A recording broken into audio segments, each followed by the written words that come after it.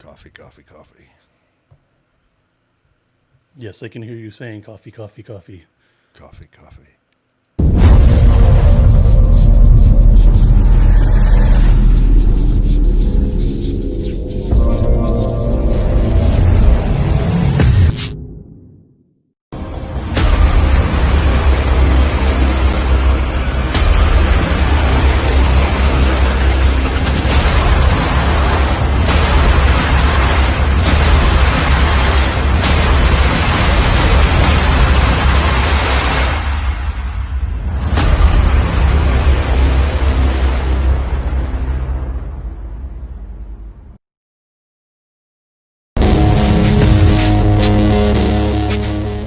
To be an indie means we buck a system that doesn't want us. To be a fringe filmmaker means we don't do it for them. We do it for ourselves. To be an outlaw on the fringe means we'll die before we fail. Be an outlaw.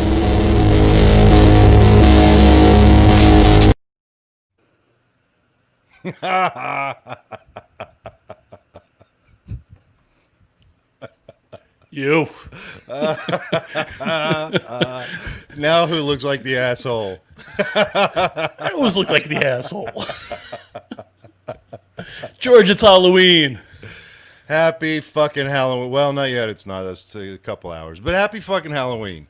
It's our Halloween. It's our Halloween together as a community, as a family, as the fucking Indie Brigade. How are you doing, brother? I am well. Yourself? I'm good. I'm good. Boy, you sound good. Well, thank you. And the mic is even camouflaged now. I know, right? Well, it's not a great thing. I'd like to be able to show it off, you know, but there there you There's go. too much that can happen with this, so. Slowly outfitting the Indie Brigade with Aston microphones. Guys, if you don't know about Aston microphones, check them out. They're reasonably priced. They are amazing, amazing microphones. I think they're literally the best mics I've ever used. Welcome to the, what are we calling it? The Halloween Super VIP Special Platinum Awesome Show. Joe came up with it if you hate it. If you love it, it was mine. Do you realize how many guests we have on tonight? I do. Do you know what else is really cool though? Before we get into that, My green screen that you shot down? no, that was terrible. Okay. It was a good idea and an excellent try though. So we'll get it worked out. I'm actually excited. I've been thinking about fucking around with that green screen stuff too, because everybody's doing it. So why not? Anyway, no. What's really cool is you know what I got in the mail yesterday. Actually, I think you do know. I finally got the official letter of designation from the IRS for the Veterans Compound to be a official 501c3 nonprofit organization. So it's probably one of the biggest accomplishments so far that I'm proud of. Probably, I mean, it took me over almost 8 fucking months to get this thing pushed through and to get it. And the Veterans Compound is now fully formed. It is now a full-on company, and beyond that, we are absolutely a 100% 501c3 nonprofit organization. So what that means is everybody get ready to start hearing me talk about it a lot, because we can actually start doing business as a nonprofit. I didn't want to start doing anything prior to getting that certification or that letter of designation. But this is a huge thing. This is one of the most important undertakings I've ever attempted in my life and my career. And I really am so proud of everybody here for the love and support that you all have given me through this process. And I hope you stick with it. You can check it out at veteranscompound.org. It is kind of the website that I use to get everything off the ground. So look for a lot of new stuff coming. Look for a lot of really cool information there, and kind of a real outline of what it is we're going to be doing with the Veterans Compound for our veterans. So thank you for sticking with us. I'm very, very proud to announce this Halloween 2020 that, you know, in spite of this fucking year, something really amazing and good has come out of it, and we're now a 501c3. So thanks everybody for your love and support, and we're getting there step by step. So if you want to help out, go to romeropictures.com/merch. Buy some Scare Tactical stuff. You'll see it. It's very plain and simple. Scare Tactical. You click it. There's cool merch. basically all the profits from that goes directly to the Veterans Compound. If you want to support above and beyond that, or help us kind of put together our first marketing push by contributing or donating, those donations are 100% deductible, and you can do that at veteranscompound.org. Hello to everybody who is joining in for the Halloween Super VIP Special Platinum Awesome Show tonight here at Romero Pictures Indie Brigade. With me, your host, George C. Romero, and with me, as always, is my ever-present and faithful producer extraordinaire, Mr. Joe Ridgely. We've got one hell of a Halloween party lined up for tonight, and I would like to thank Mr. David Lee Madison, who will be joining us momentarily, for putting most of it together. He is notorious for his live, in-person, non-2020 Halloween parties, and we're very lucky that he has decided to help bring one together for all of us here tonight. So we will be bringing him up here pretty shortly. Other than that, I just want to bust Joe's balls for a second and say, fuck you, Joe. That's from Kane. And let me tell you, I clicked on one comment and tried to pull it up, and about 20 more came by and pushed it all the way up. This is phenomenal. This is awesome. Well, let's do some shout-outs and some hellos. We got John Gunny McLaren. Outlaws, what's up, you motherfucker? I love you, brother. I love that you're out there doing what you're doing. Gunny's out there doing some very dangerous work right now. So a lot of love, a lot of energy out to him. Love you always, Gunny, brother. Smithson, what's up? You can see I finally redid all this stuff, so I got to work on some lighting here myself. But you'll see up there, I've got a lot of stuff that Sean Smithson personally Make me feel bad because mine's in the dark still, right? Yeah, there. Joe doesn't care about you, Sean. Anyway, you can check out my stuff that Sean did. Is really awesome.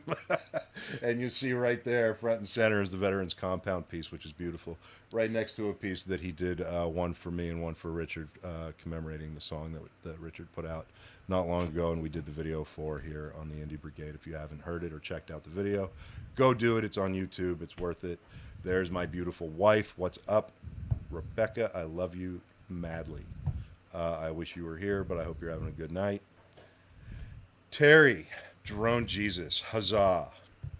Did you send my peppers yet? I want to teach you how to make hot sauce, man. And I want a bottle of that hot sauce. Excuse me.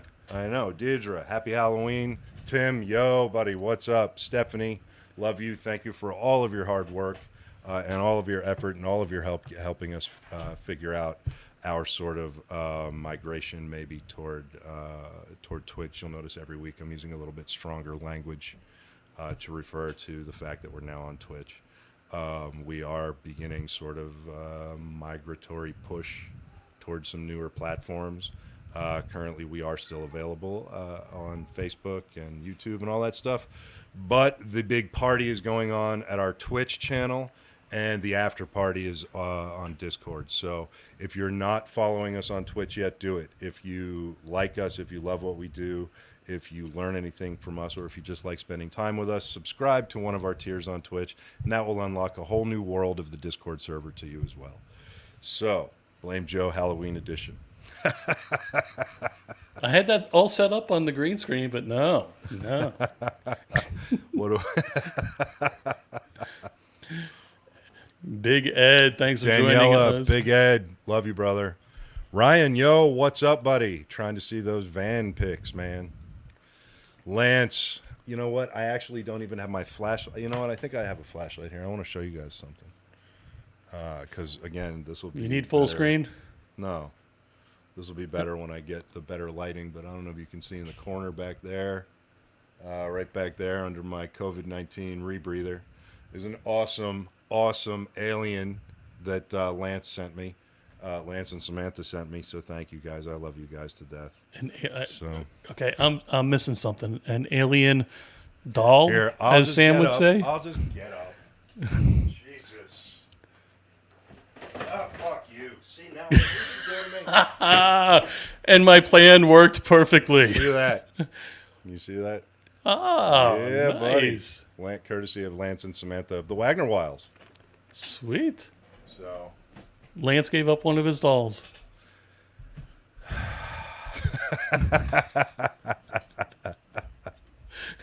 Damon, what's up? JD, how's it going, man? Ken, thanks for joining us.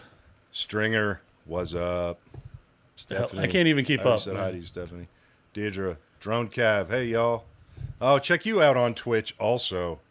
Man, you're just like you're like the Yanni of comments.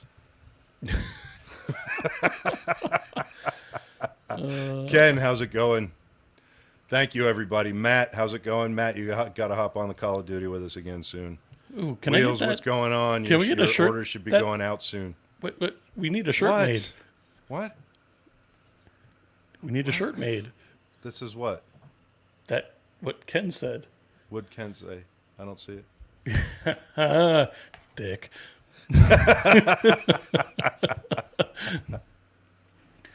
Oh man, thank you, Ryan. Yeah, it's been a long road for the compound.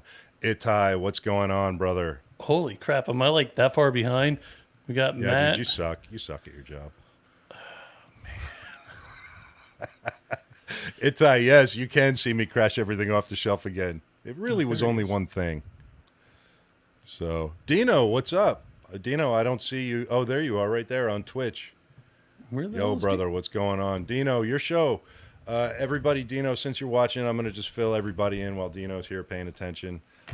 Dino's been hard at work on Cinephiles. He is working to put together several episodes at once so that we can kind of put up a whole season at the same time. So after we announced the show, he and I kind of banged our heads together on the proper format and the best way to do it. And his show rather, is going to be a little bit different style than what you're used to here. It's going to be a little bit more personal and a little bit more production value. So it makes sense for us to put together a whole season and put that out so y'all can binge it. Or not, however you want to watch it. But it's coming. It's being worked on. Dino's killing it. And you guys are going to fucking love it. Oh, nice. That's a good one to get there, JD. Just picked up his first action figure in over 10 years. Nightbreed's Dr. Decker. I'd be very proud of him, too. And we're still waiting for the Nightbreed Cabal edition and a part 2 and all that good stuff.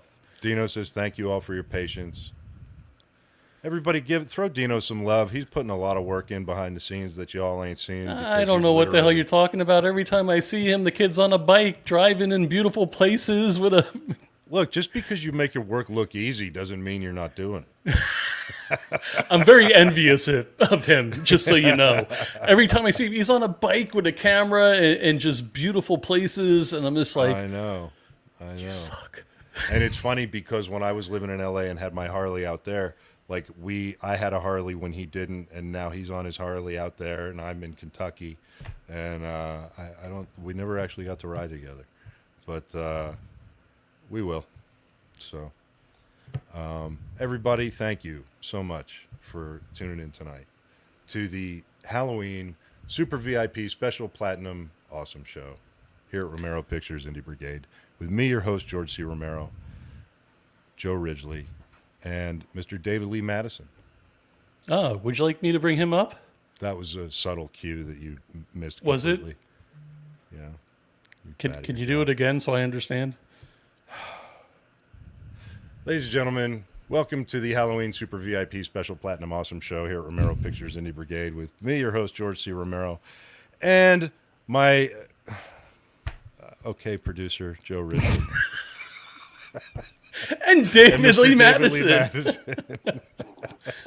Hello. How's it going, David? I'm very well. Happy Halloween, everybody. Happy Halloween to you, too. Happy Halloween. I want to just, for 15 seconds, my duet here is going to serenade everybody.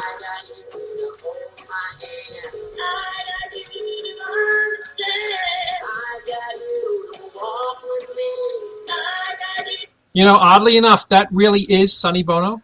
I swear. And you know what's really funny? You know what's really funny? You would notice. I don't think you knew about this, David, but when Joe was trying to convince me to get this thing off the ground, he did it with a montage of him serenading me to that song. I am not surprised. It's a... Yeah. And now that I have a better mic, I'd be more than happy to do my rendition of it if you like. I can do both voices. Start with the share. David, how's your week been? Oh, I've been absolutely batshit crazy. I've been literally putting in about 15-hour shooting days, and I think on Wednesday we shot one of our really, really big sequences, and I'm super happy with how it came out. And Awesome. And actually tonight is the very first night that if you want to check out Wit's End on Amazon Prime streaming for free, it's up on the free part of Amazon. So if you were too much of a cheap bastard to rent it or buy it, you could stream it for free tonight. Wow. That's Awesome. Awesome. Yes. You know what I love about you is how you connect with your fans. Yes, absolutely. Hey guys, I have to interrupt. I mean, this is our Halloween party. So we've got our first guest here. Oh, And sweet. Our first guest, if you don't recall, did a live. He made. I apologize. I forget the guy's name, but made a zombie live in DEF CON 1. His name's Joe yes. Castro, Joe. I know Joe Castro. I was referring to the guy he made a. Are you calling Joe Castro a zombie? Joe, Why that's you gotta very pick nice. don't pick on Joe Castro. Yeah, Just- he's like one of the greatest guys on the planet, and you're calling him Yeah. a zombie? Man, Yeah, gee, he's the good Joe. yes.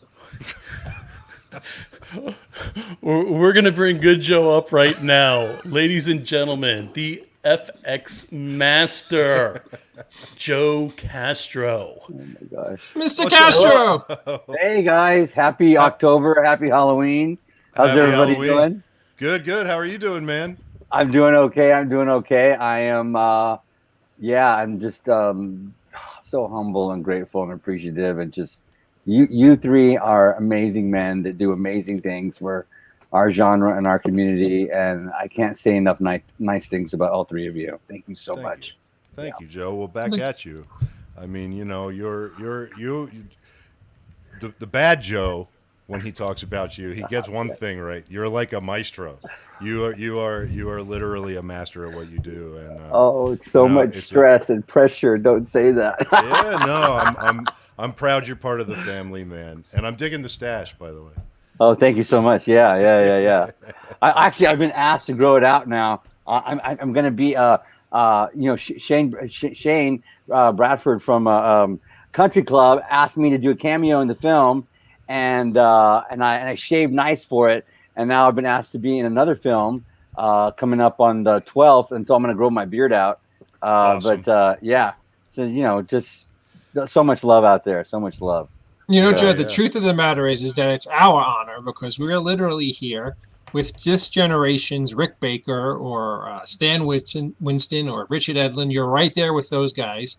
And you're a brilliant special effects man. And having you on our broadcast tonight, our Halloween party, only makes it all that better. Well, thank you so much. I just want to say that Halloween is the one night of the year, regardless of what's going on, I know I'm doing something right. You know, when I'm sharing my talent and my gift with the world, I know I'm doing something right, and no one can tell me otherwise. You know, I say a lot of things about my family, but one thing I like to share is that my mother threw me a Halloween party when I was in sixth grade, I believe. I got to see Halloween. I had all my sixth grade friends come out. All their parents had to sign like a waiver, or they had to know we're watching a rated R movie, you know.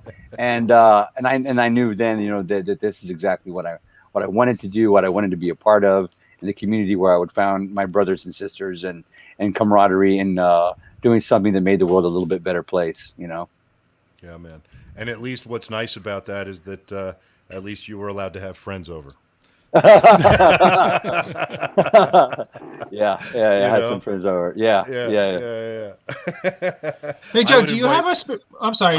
Oh, no. I would invite friends over when I was a kid, and they'd be like, "You're going where?"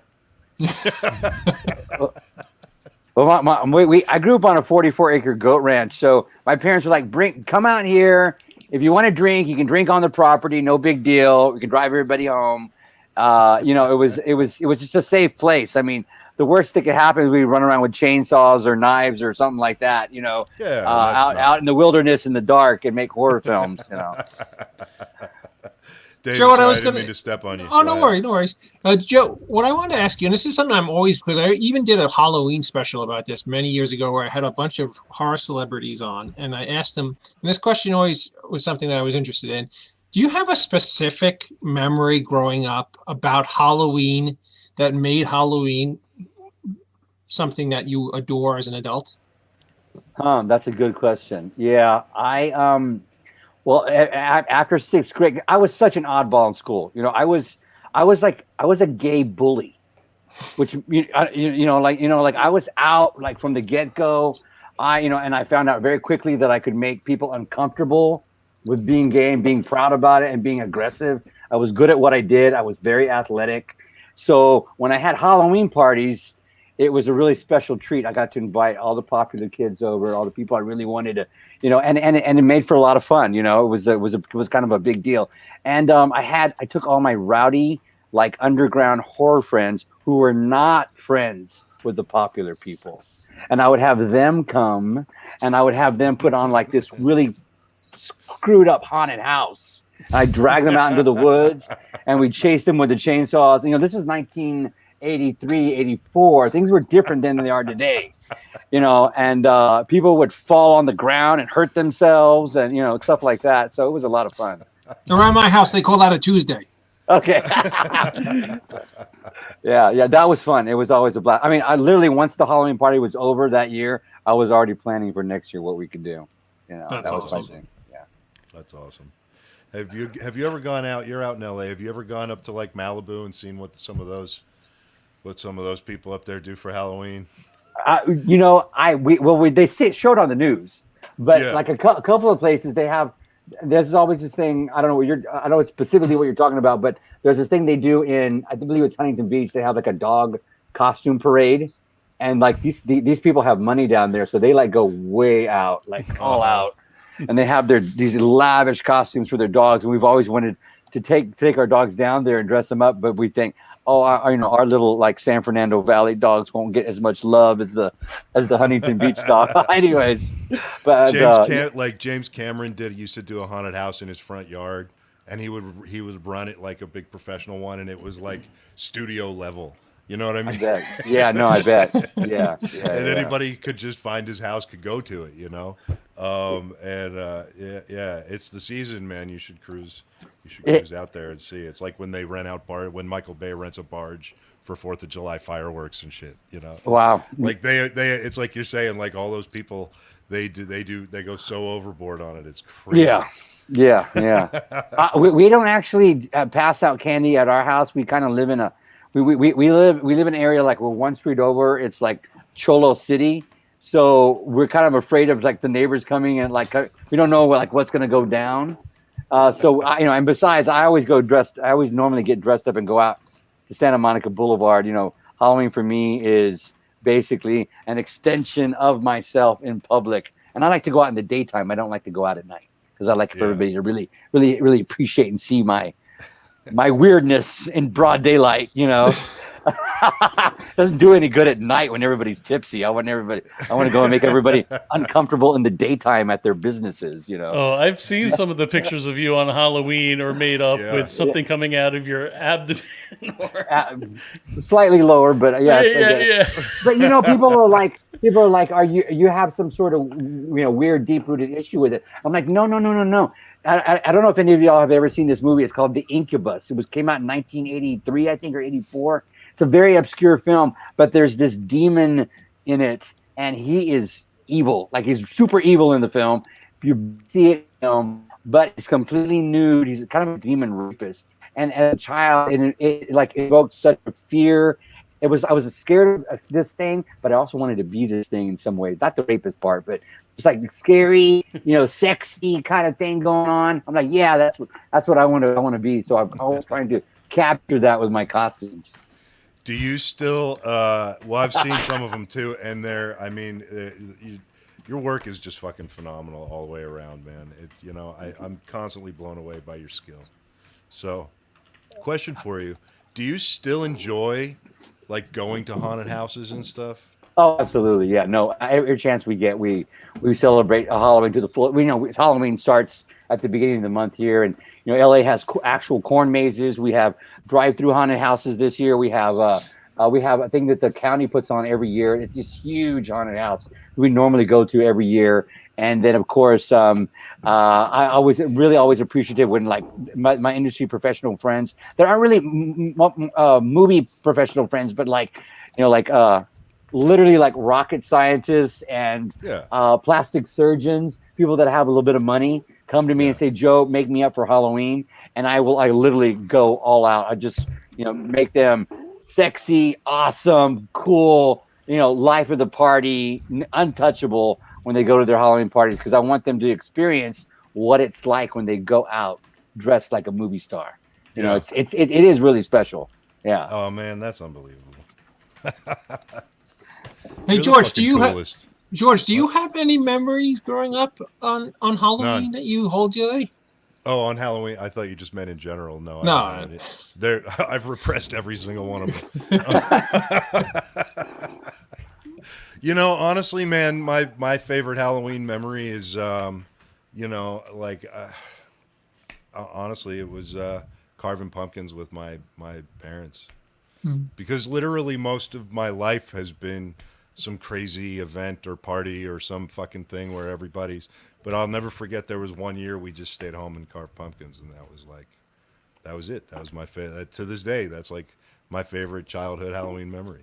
It's funny, George, because for the last 5 years, my daughter, and we did it today, oddly enough, right, I came home and came right to the show. We drive Clinton Road in New Jersey, which is supposedly the most haunted road in the entire country.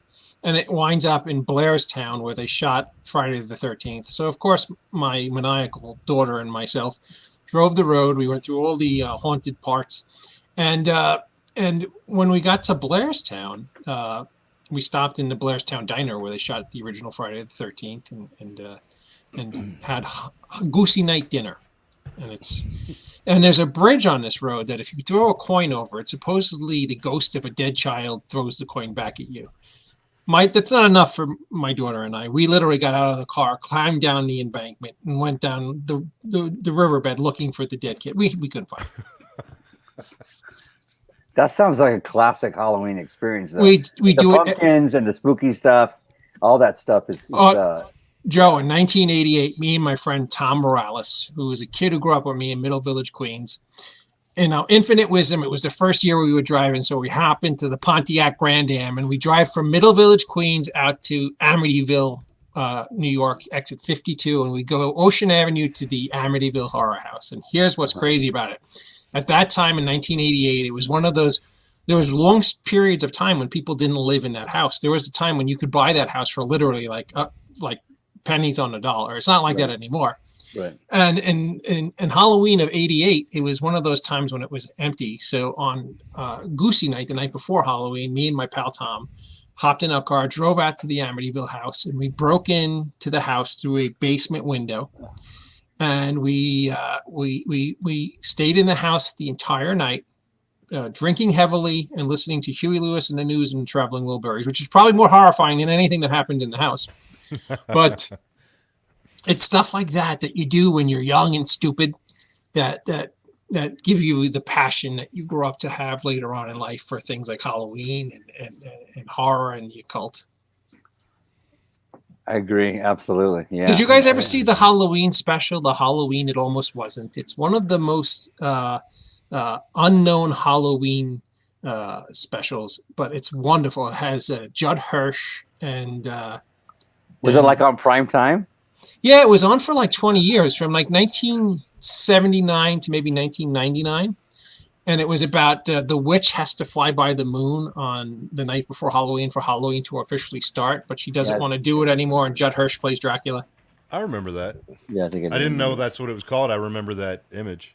Yeah, it's such a great special, and for some reason, I mean, I have it on DVD, and of course, me and my family watch it every night. Tonight, when I'm done with the show, we're going to carve out pumpkins and watch the Halloween It Almost Wasn't. Oh, nice. These are wonderful traditions that it seems like are lost on this generation. We got to bring this stuff back. Like the Garfield Halloween. The Garfield Halloween's fantastic. Well, you can't. The Peanuts ones, and Sam Mason's watching, and everybody, dialed in with that. The Peanuts ones are only available on Apple now. That's right. Like they're not going to do them on regular broadcast network television anymore, which I think is cool. You can watch them anytime you want now.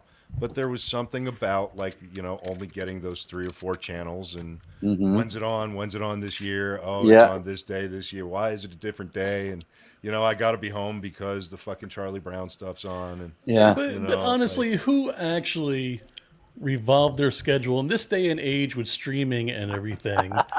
I mean, come on. Charlie Brown is going to be on at 7:30 on Tuesday night. Right.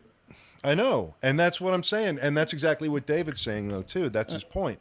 And, like, there used to be, it's the kitchen telephone with the 100-foot cord and the answering machine, right? Yeah, but, also, like, kids have changed these days. Like, the whole temperament attitude of Charlie Brown and his gang of friends has evolved. There's a totally different, I think when young people watch those cartoons today, they're like, I don't want. Yeah, I'm not acting that way. I'm not behaving that way. Perfect example, Joe. I tried to have my daughter watch that. My daughter's 15 now. I tried to have her watch that when she was 8 years old, and she was just like,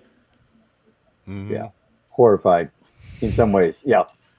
What's interesting though is David, you were bringing it. You talked about driving Clinton Road, and Richard Grieco directed a movie called Clinton Road. He knows. I know, absolutely, and that was a fantastic film. Richard did a wonderful job, and I'm sure that Richard never actually went to the places that are in that movie.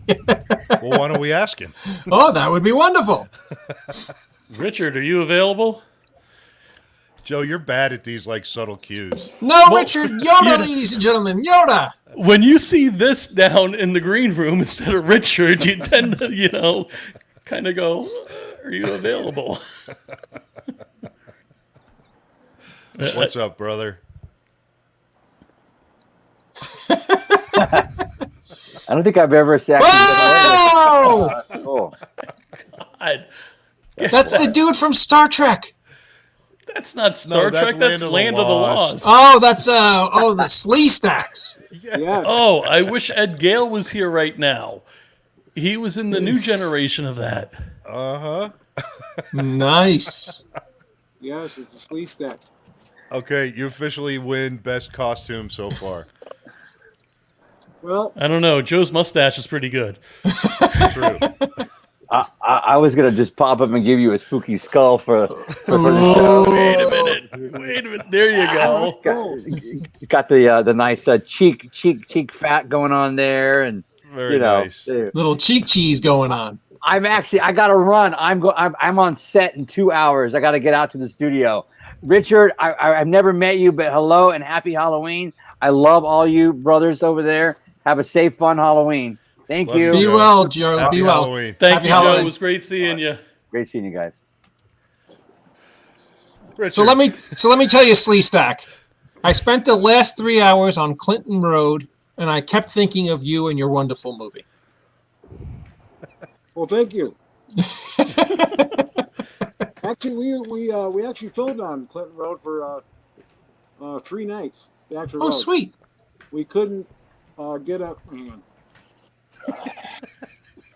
I bet you it was hot in there. There he is. Yeah, I started fogging up.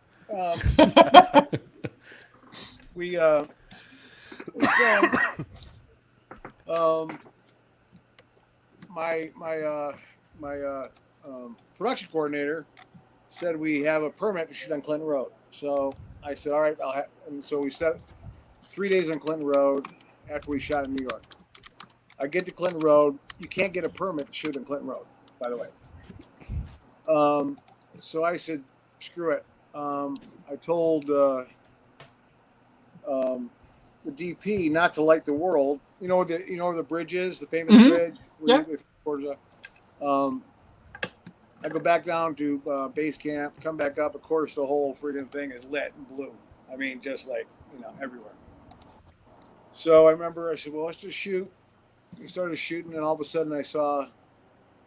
And we had guys waving cars by because you know how that road is. It's horrible. I mean, just curvy and people run up and down really fast. And And all of a sudden, I see this one truck come up, and it's and all of a sudden, I see his lights go on.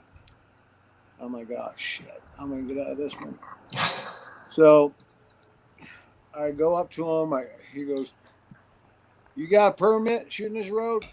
I go, "Yeah. I think one of the producers has got it down at base camp." He goes, "You can't get a permit to shoot on this road. I don't like movies that shoot on this road. All those dumb kids will start riding the road because you're a stupid movie." And, and then he looked at me and goes, "Hey, aren't you that guy from the Mobster movie?" I said, "Yeah, Mobsters? You played that Benny Siegel real good, right?" I said, "Yep." He goes, "My wife loves you." She's about 70. And he goes, "Can you talk to my wife?" I go, "Look, I'll make a deal with you. Can I shoot 2 nights and finish up tonight and tomorrow night and maybe another night if I call your wife?" He goes, and I go, "You know what? And I'll put you in the movie. You can actually play a cop down the end of the road," which is perfect for us because he's actually going to do what we needed, but we couldn't get one to do what we needed to do. So he goes, "Like a motion picture?" I said, "Yeah, you can be in a motion picture."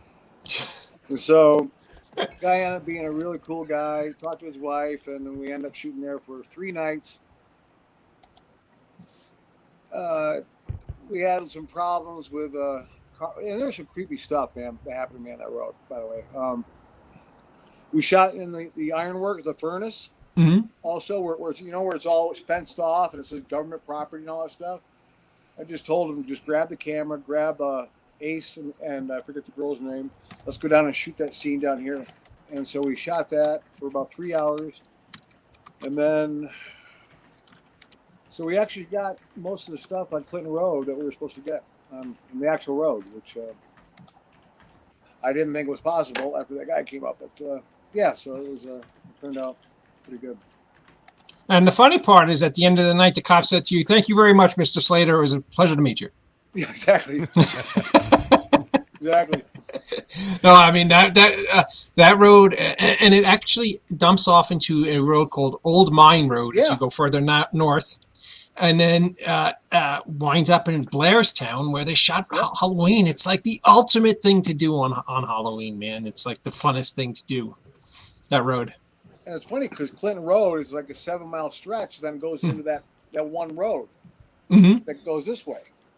I mean, it's a strange little piece of, but there's so much stuff. I mean, I could take 5 hours to talk about all the crap we saw in the woods, and I didn't know about the they're called it's like a albino group up there. But we saw like 5 or 6 of them in the woods, just candles, dressed up in nothing.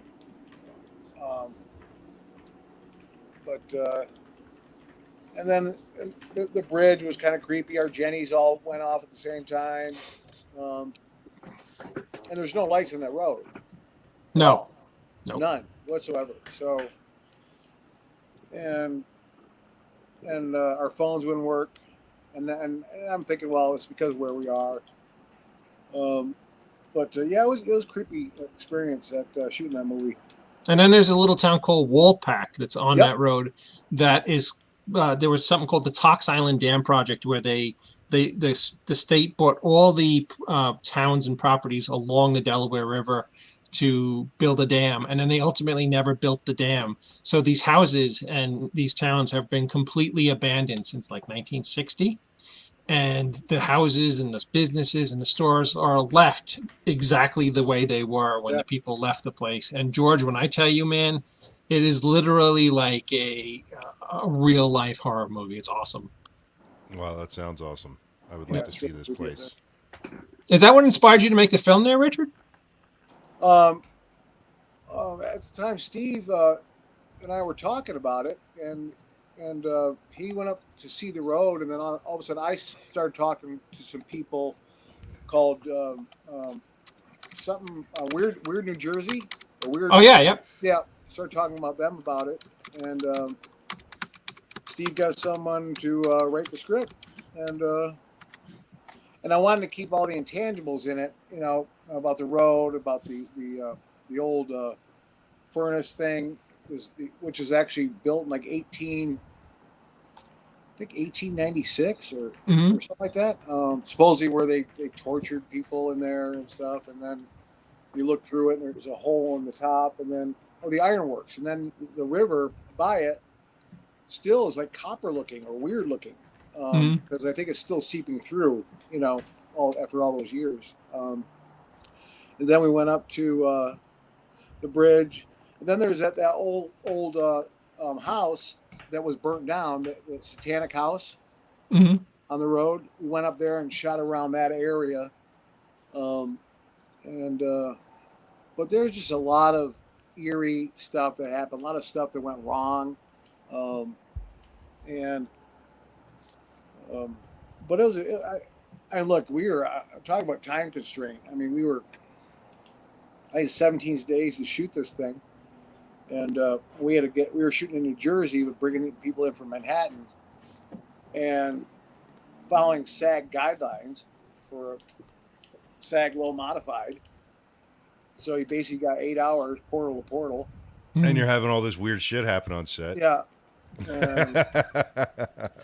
You know, George, I had gone to many places that are either supposed to be haunted or scary, the Amityville house and other places, but nothing truly gives me, you know, sometimes there's places that make you have that weird inexplicable feeling, like the hairs on your neck stand up or your back feels heavy or something that just doesn't feel right.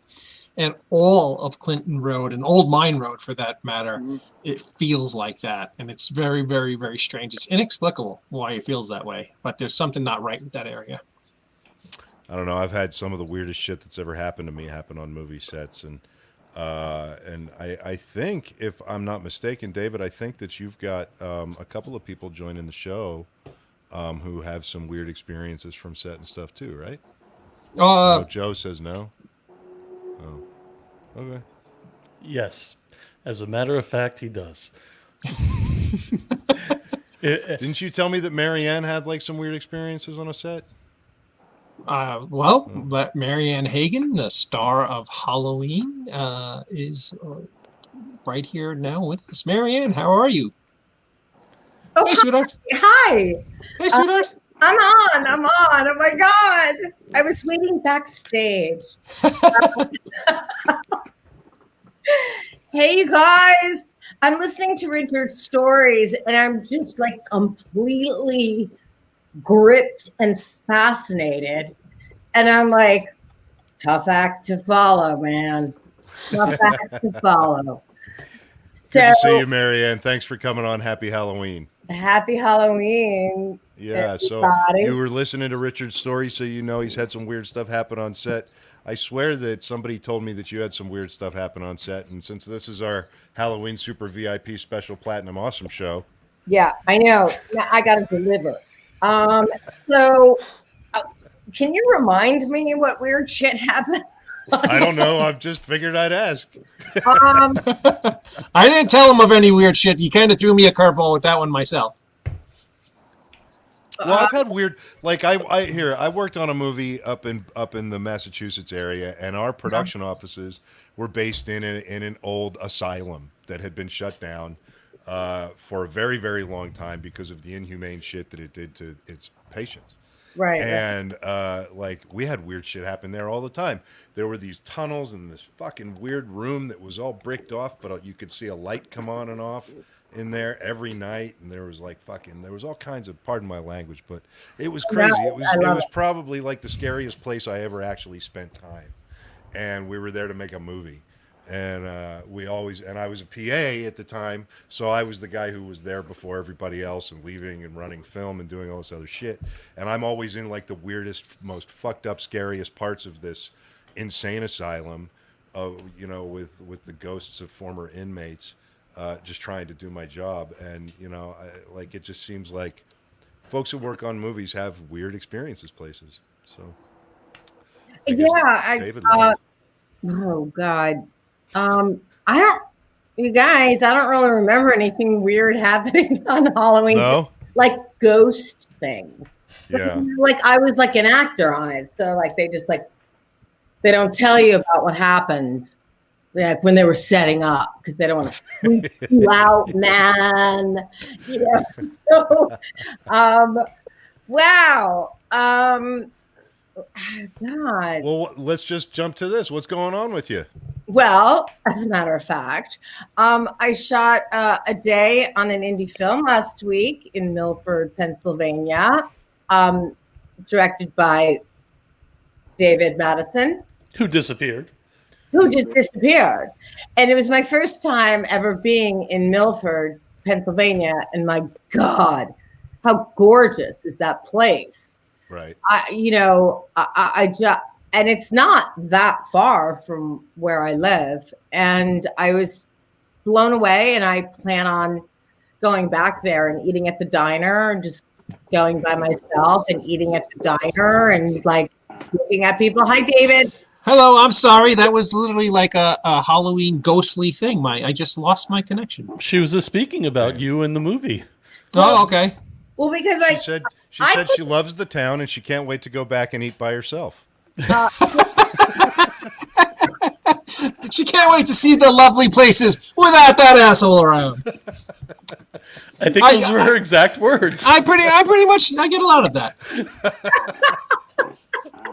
Yeah, exactly. Well, no, I mean, everyone was asking me about weird things that happened on Halloween 6 that I shot with Paul Rudd and Donald Pleasance out in Salt Lake City. And I was like, there was weird stuff that happened. Oh my God, like I couldn't remember. And I was trying to use the best. And I was like thinking like, oh, I need to make up something like really fast. And I'm just not that fast. No, so we just moved over to what she's been doing. And that's when she said she'd love to come back to your town and eat alone. I said, as a matter of fact, I just shot a day on an indie film, you know, where all the artist work, you know, where we're artists and we don't care about getting paid or anything like that. Oh, And well. I think you got it. That's some mixed messaging there. honestly, you guys, they're like actors do get into that thing, and I think Richard, you might want to chime in here. But like, if you're asked to do an indie film that you think is really, really good, and you love it, you're like, I'll do it. I don't even need to get paid. Just like, I just want to be there with like and just have the experience and play this role and be around these other artists. So speaking of which, Marianne, so what made you decide to do David's film? He asked me. So I said, Damn. Friends like you, who needs enemies? Damn, that was just cold, Joe. You're a no, he fucking didn't give me the whole script. He didn't even give me the script. And so I was like, yeah, like, what, who is she? What's she supposed to be? Blah, blah, blah, blah. You didn't send me the script. You just sent me these 3 scenes. And I think it's like a Woody Allen thing. You know how Woody Allen never gives the actors the script? He just gives them their scenes, and he doesn't, because he doesn't want them to know the rest of the film, because he doesn't want them to adjust their performance to the mood, if you will, of the movie. And you know, he gets pretty great performances, I would say. Which I did. You were wonderful. Thank you, darling. Thank you. All right, so guys, what if I told you we have another Halloween alumni here? Who I just met last night. Tamara. Are you available, ma'am? Give me a thumbs up if I can bring you up. The wonderful Tamara. Hi, Tamara. Happy Halloween. Hi, honey. I just met Tamara last night for the first time. We were doing this creative mixer that, you know, Rob Alicia does. And we met for the first time. We did indeed. It was a fine time we had last night. So, hey guys, how are you? Joe? Good. How you Good. Awesome. How's Thank it you for going? joining us. Are you Happy guys all? Halloween. Hey, Richard. Hey, Tamara. Hey, how are you guys? How's everything going? You know, I'm just chilling here in my home state of Arkansas and just waiting for, I just keep riding this wave, like the rest of us. So, Yeah. Just trying to stay strong and stay positive and, ready for 2021. It's been a crazy year. It's been like weirdly busy for a lot of people who like for me, I've been busier during this year than I was for the last 6 months of last year. You know what I mean? And it's been a really strange time. I'm happy that it's going well. I'm happy it's going so well for everybody here and for everybody who's out there killing it, and you are killing it. So it was tough because, back in January, I mean, this was like such a huge year for me. And I was going into the year, I mean, I was on fire. My adrenaline was just all over the place. And, back in January, I was booked to fly out like 23 times between, the conventions and between, independent films and everything. And then, dadgummit, COVID hits. And, I will admit, I'm going to be totally honest about this. I think I cried for the first 6 weeks. I did. I'm like, okay, there it goes. I mean, so, I've been able to sit back and I've been working hard as well and restructuring what the next few years looks like and tightening the reins once again. And so I'm just excited I'm excited to be on your show tonight. Thank you for having me back. always, And, always, we love you. I love you guys so much, and I'm so grateful to be here with all of you. And the cool thing about all this, guys, and Marianne, we're walking alongside each other in this. We are, and we have to continue to love and lift, and we got this. That's it. We got That's this. it. Did you guys ever imagine that Michael Myers would bring so much love into the universe? Oh wow. That's fucked up. Well, I mean, Marianne, correct me if I'm wrong. You guys just had your 26th year anniversary. The 25th. Okay. Yeah. So during this COVID time, coincidentally, it was the 25th anniversary of the release of Halloween's Curse of Michael Myers, Halloween 6, also known as H6. I call it that because I'm lazy. And so there was a lot of interest in it, renewed interest in it because it was the 25th anniversary of the release. So a lot of people wanted to do podcasts and Zoom stuff and talk about the theatrical release versus the producer's cut and all that jazz. And yeah, it was intense. It's been intense. Tamara, can I ask you a question? Absolutely. Every Halloween season, AMC and TNT and all of them play the Halloween movies throughout the entire month of October. When you're sitting at home relaxing, you have a cup of hot cocoa on your lap, and you're there you go, and you're just chilling out, and you put on AMC or TNT, and you see that Halloween 5 is on. Do you sit there and watch it? Honestly, I don't. I mean, and I appreciate, I get hit up. I've lost count. By the end of the first week of October, I lose count of, how many people are texting, emailing, calling, messaging, on every social media platform out there. Excuse me. And, you're on, or because I think people think that I just sit and watch myself all the time. And I can't tell you how many years it's been since I've actually seen Halloween 5 in its entirety.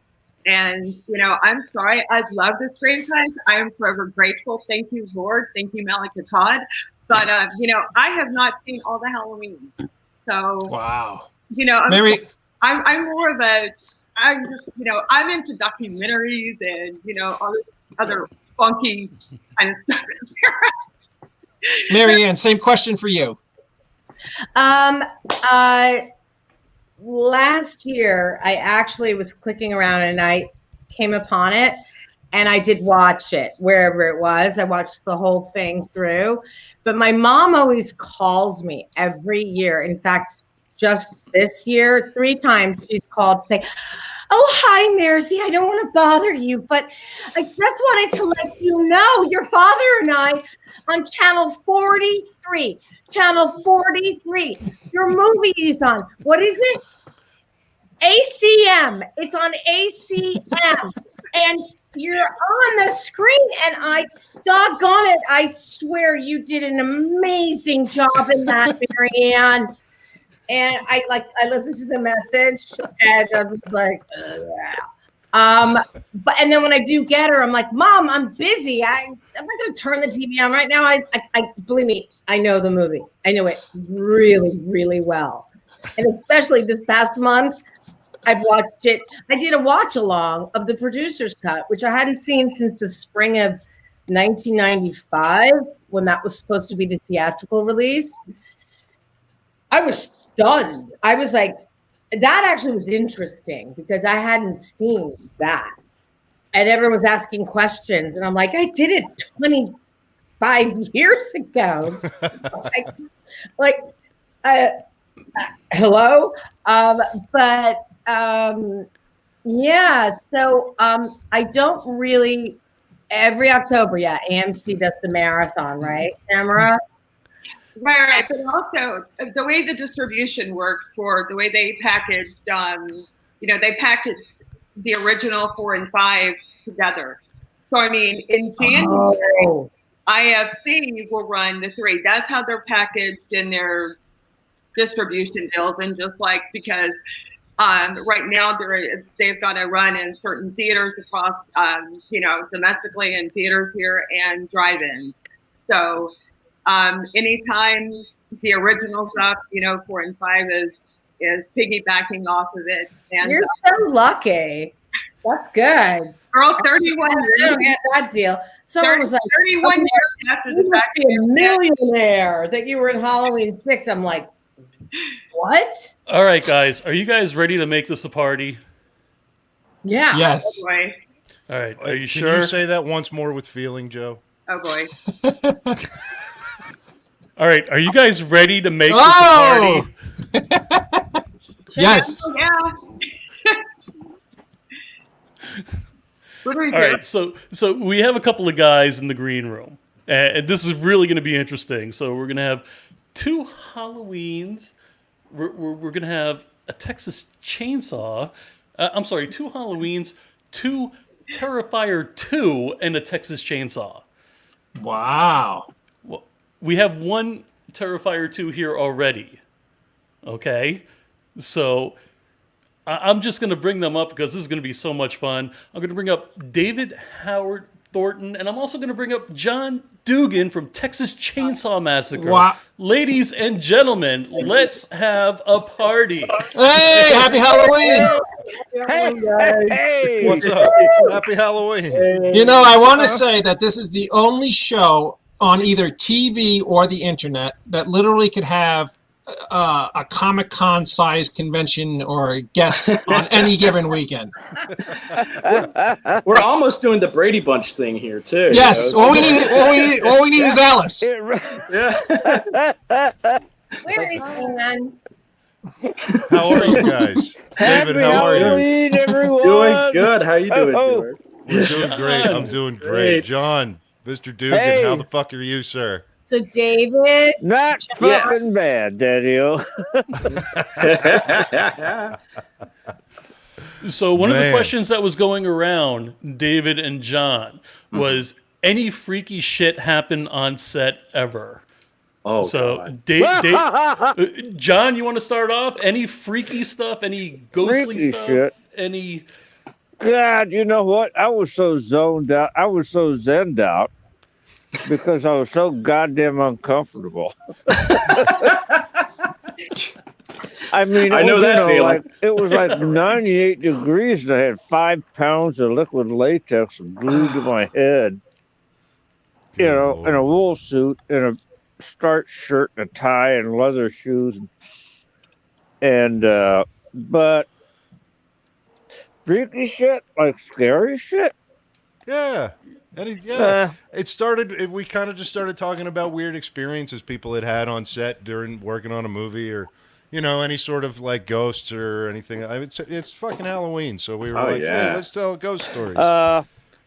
No, not really. All right, skip him. David, Sorry go to ahead. disappoint you. No, which film? Because we had stuff happen on both first one and second pick. one. Give us the weirdest one. Give us the I'll go ahead and do Terrifier 2 because that's the most fresh in my mind. Is when the place where we're filming in Philly at Fright Factory, which a big chunk of the film takes place in.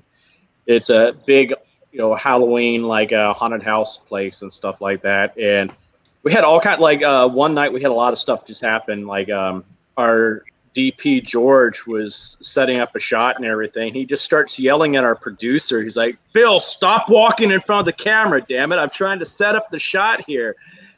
And we're like, "George, there's no one in front of the camera. Everybody's off taking a break right now." He's like, "No, someone keeps walking right in front of the camera and messing up what I'm trying to look at." Like, dude, no one's there. And then a little while later, while we're trying to film, our female lead and I are, about to start filming, and there's a door open behind us. And Damon's like, "Hey, someone please shut that door. It needs to be closed." And Lauren and I are both turning to go shut the door, and the door just shuts on its own. We're like, okay. Oh, fuck. I hate shit like that. But here's the one that really got us, because there's this one room in that haunted house that's got all these baby dolls. And that stuff. Nope. That's the stuff that creeps me out. I can't handle like little kid ghosts and stuff like that. No dolls. Oh, yeah. My grandma had one of those doll rooms. I wouldn't go in that room. Follow you. Yeah. Nope. What's bad is like this room. They have this one animatronic doll in there that's motion sensitive. And it's like on the swing, and it starts playing this creepy ass music, do this little I can't play with me. Who the hell does something like that? I don't know. It's a haunted house, so it works. But this stuff is all supposed to be shut off. Who even comes up with the idea of creating something like that and selling it and shit? Nah, probably a terrible person. Yeah. Is that necessary? I mean, really, do we need that? Well, No, John, I Sean Smithson said the creepiest thing happening to you on a set was Renee stalking you.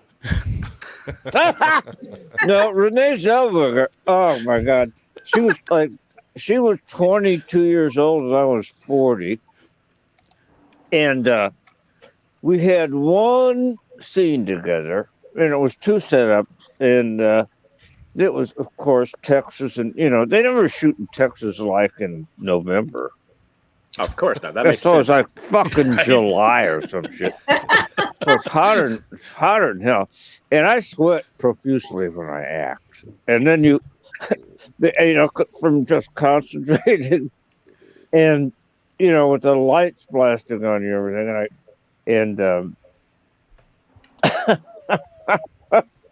they kept having to go cut, and there was a guy with powder and a big handful of tissue standing next to me that would just mop me down, and so I'd just been mopped down, and then of course it was like, wait a minute, and we're just standing there like this far from each other. And she was really a sweet girl. We were standing this far from each other, and we're not supposed to move. They're trying to, I don't know, they're dicking around with the sound or the lighting, or I don't know. And she reaches up and touches me, and I didn't have any facial hair. Reaches up and touches me here and goes, "It starts right here, and then it spreads all over your face."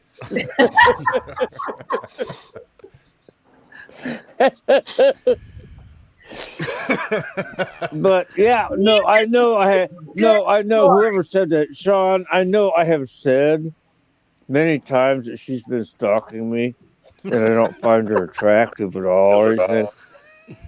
But it's absolutely true. She finally gave up. Hey, Dave, I got a question for you, my friend. Okay. Do you have any memory from childhood or maybe even up to your teen years of a specific thing that you used to do on Halloween or a specific thing on Halloween that made you love Halloween?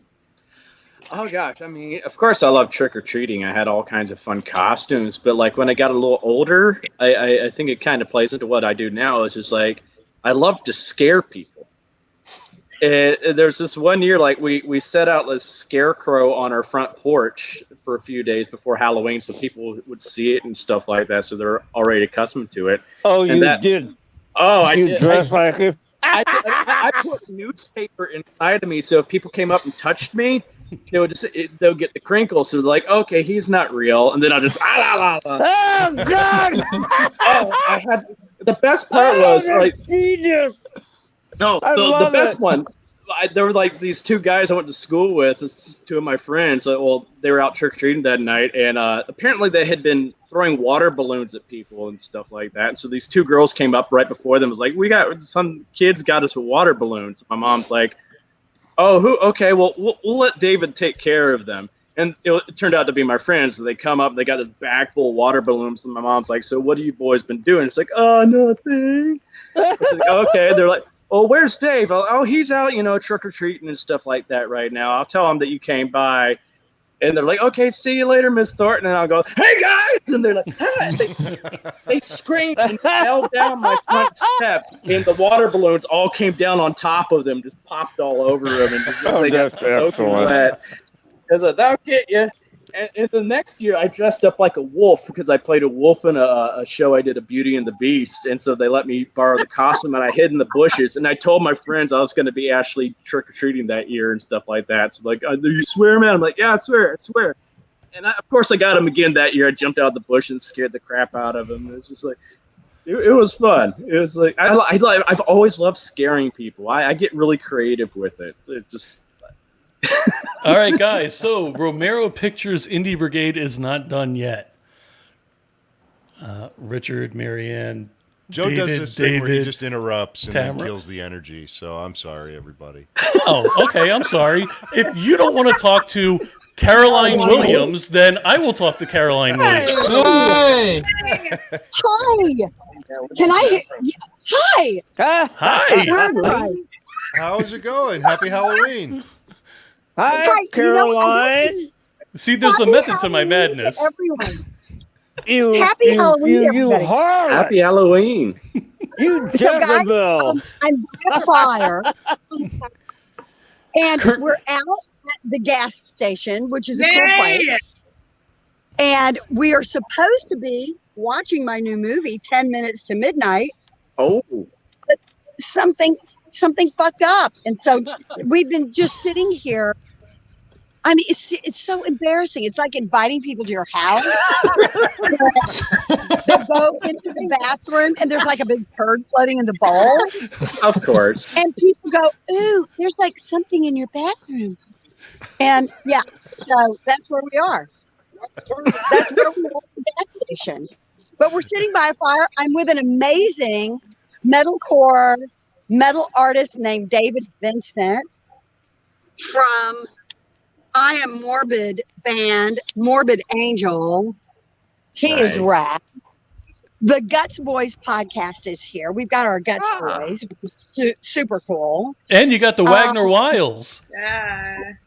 Wagner Wiles. And The Dutch Boys. I'm having the time of my life, except for the movie breakdown.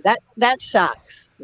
Well, shit happens. Whose eye is that? That's It's Samantha. 2020. What can you do? It's Yeah. just like it's on par for the 2020 year. is just 2020 is like a venereal disease. And it's like you go get the shot. They give you the shots in your belly button like you have fucking rabies. And the next morning, it's like you're supposed to feel better, but no, you're covered with chancres, and they're oozing and pus filled, and you know they will scar, and your life is over. So just fucking kill yourself. Stop. I'm kidding. It's a joke. Don't listen to anything I say. Dear God. This needs to be like put out for everybody to see. That little bit right there about 2020. That's just. Has anyone ever told Yeah. Caroline? You can. Caroline, has anyone? Well, I'm trying to figure out what people are saying, guys. hold on a second. Marianne wants to talk to Caroline. Has anyone ever told you that you remind them of Amy Sedaris? Oh my God, that's so flattering. Are you kidding me? No, Yeah, no, it is funny. no. I usually get Holly Hunter, who is, okay, marginally funny, but yeah. But Amy Sedaris, I love. There's Your voice and the timbre of your voice and the slight accent is so Amy. Yeah, it is. I It can is really totally is. hear it Thank now. Yeah.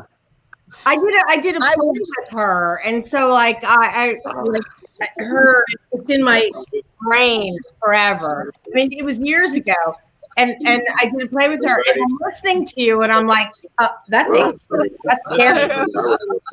That's scary. Oh, she is so funny. Oh my Amy God. Yeah. Yeah. Thank you.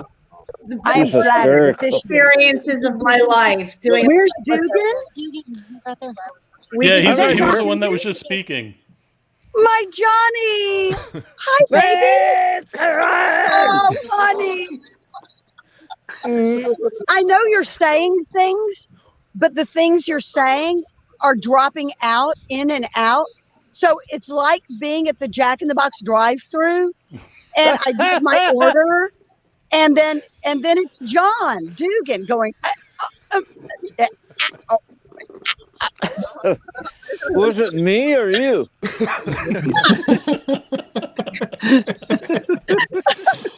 And I've got this whole crowd of people around me out here by this fire. It's awesome. You've inspired me. I think I'm going to do an episode by the fire here. I think I'm going to do a And we fireside had episode. a That would leather be face fun. tonight. You should. Oh, wait a And we're minute. going to That's Dallas Richard's tomorrow. calling card. Is the scene by the I fire? know. I I know. understand. I know. What are Oh, people saying? Richard's still here. We should all Can do you a tell me what they're fireside saying? episode one night. George is saying he wants to do a fireside show.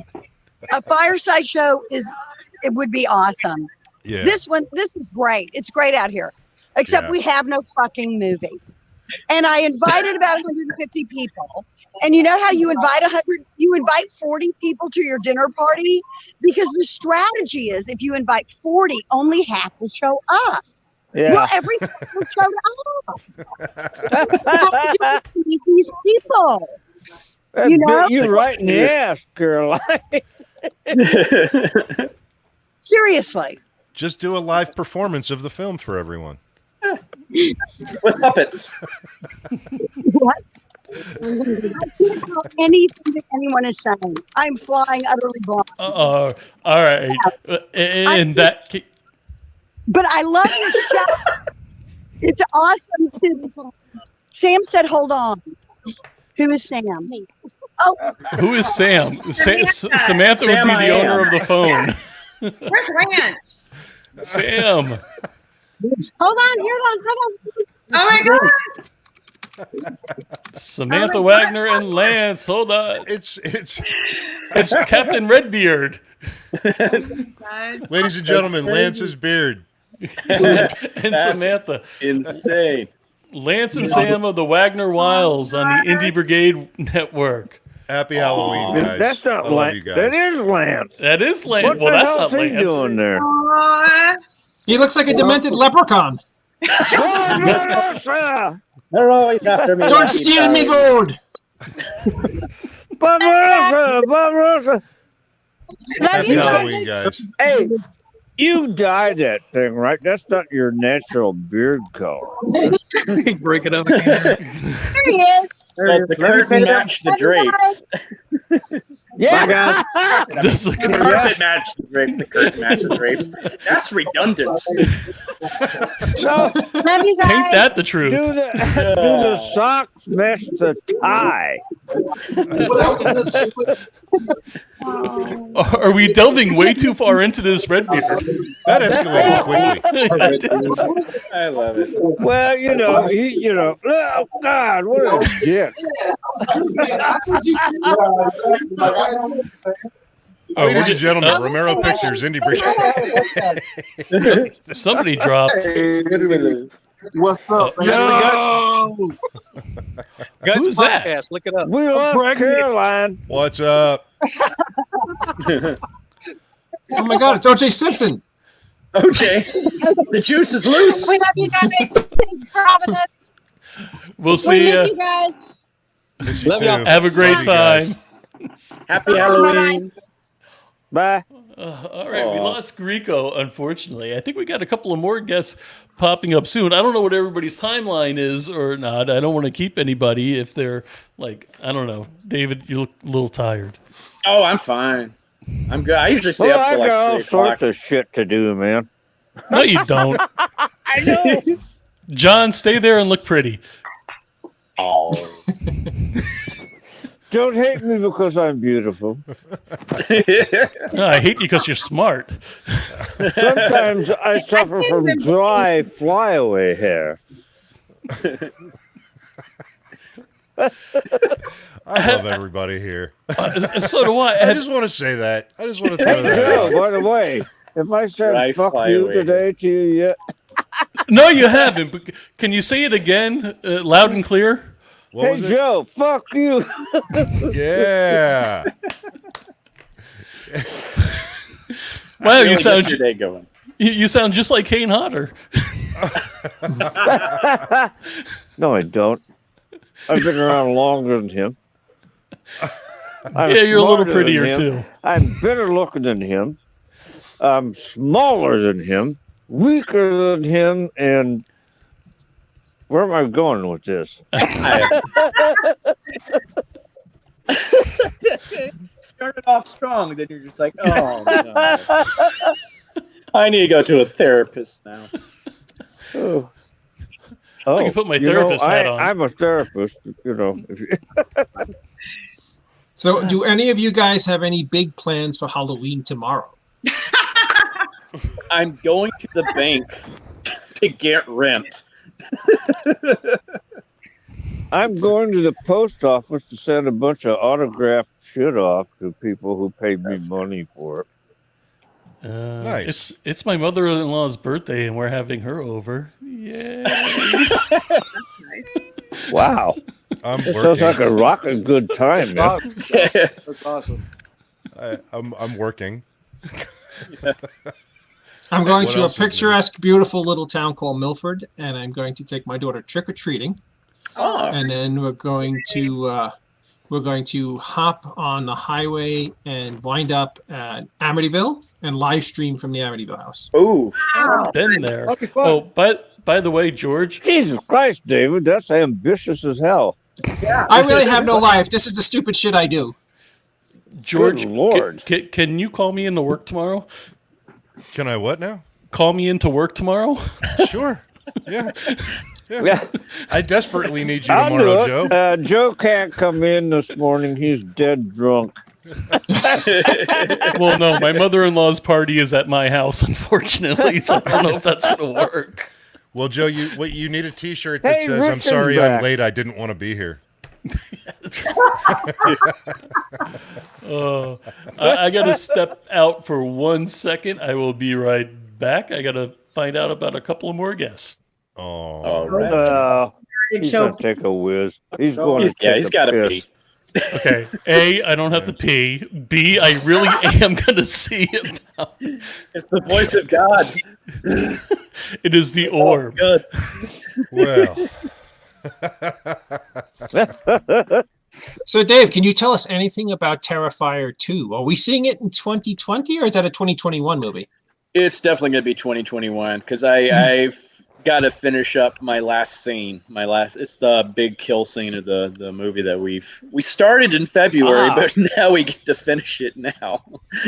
So can you tell us about the scene? Who dies? Who does the killing? I mean, not looking for spoilers or anything. Oh no, of course not. No, I do the killing. It's gonna be a lot of blood. We started filming it, and like one of our crew members, who's a huge horror fan, he had to excuse himself because he started getting nauseous. Oh yeah, that's always fun. Yeah, so it's like, we're on to something. David, who was it? It was Leo.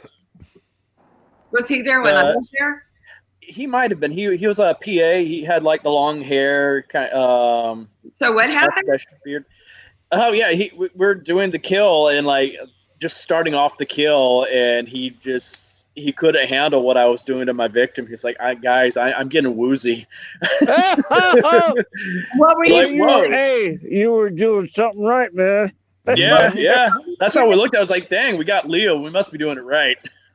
What were you doing to your victim that made him so nauseous that he couldn't go forward with like his spoiler? Can't say. Can't say.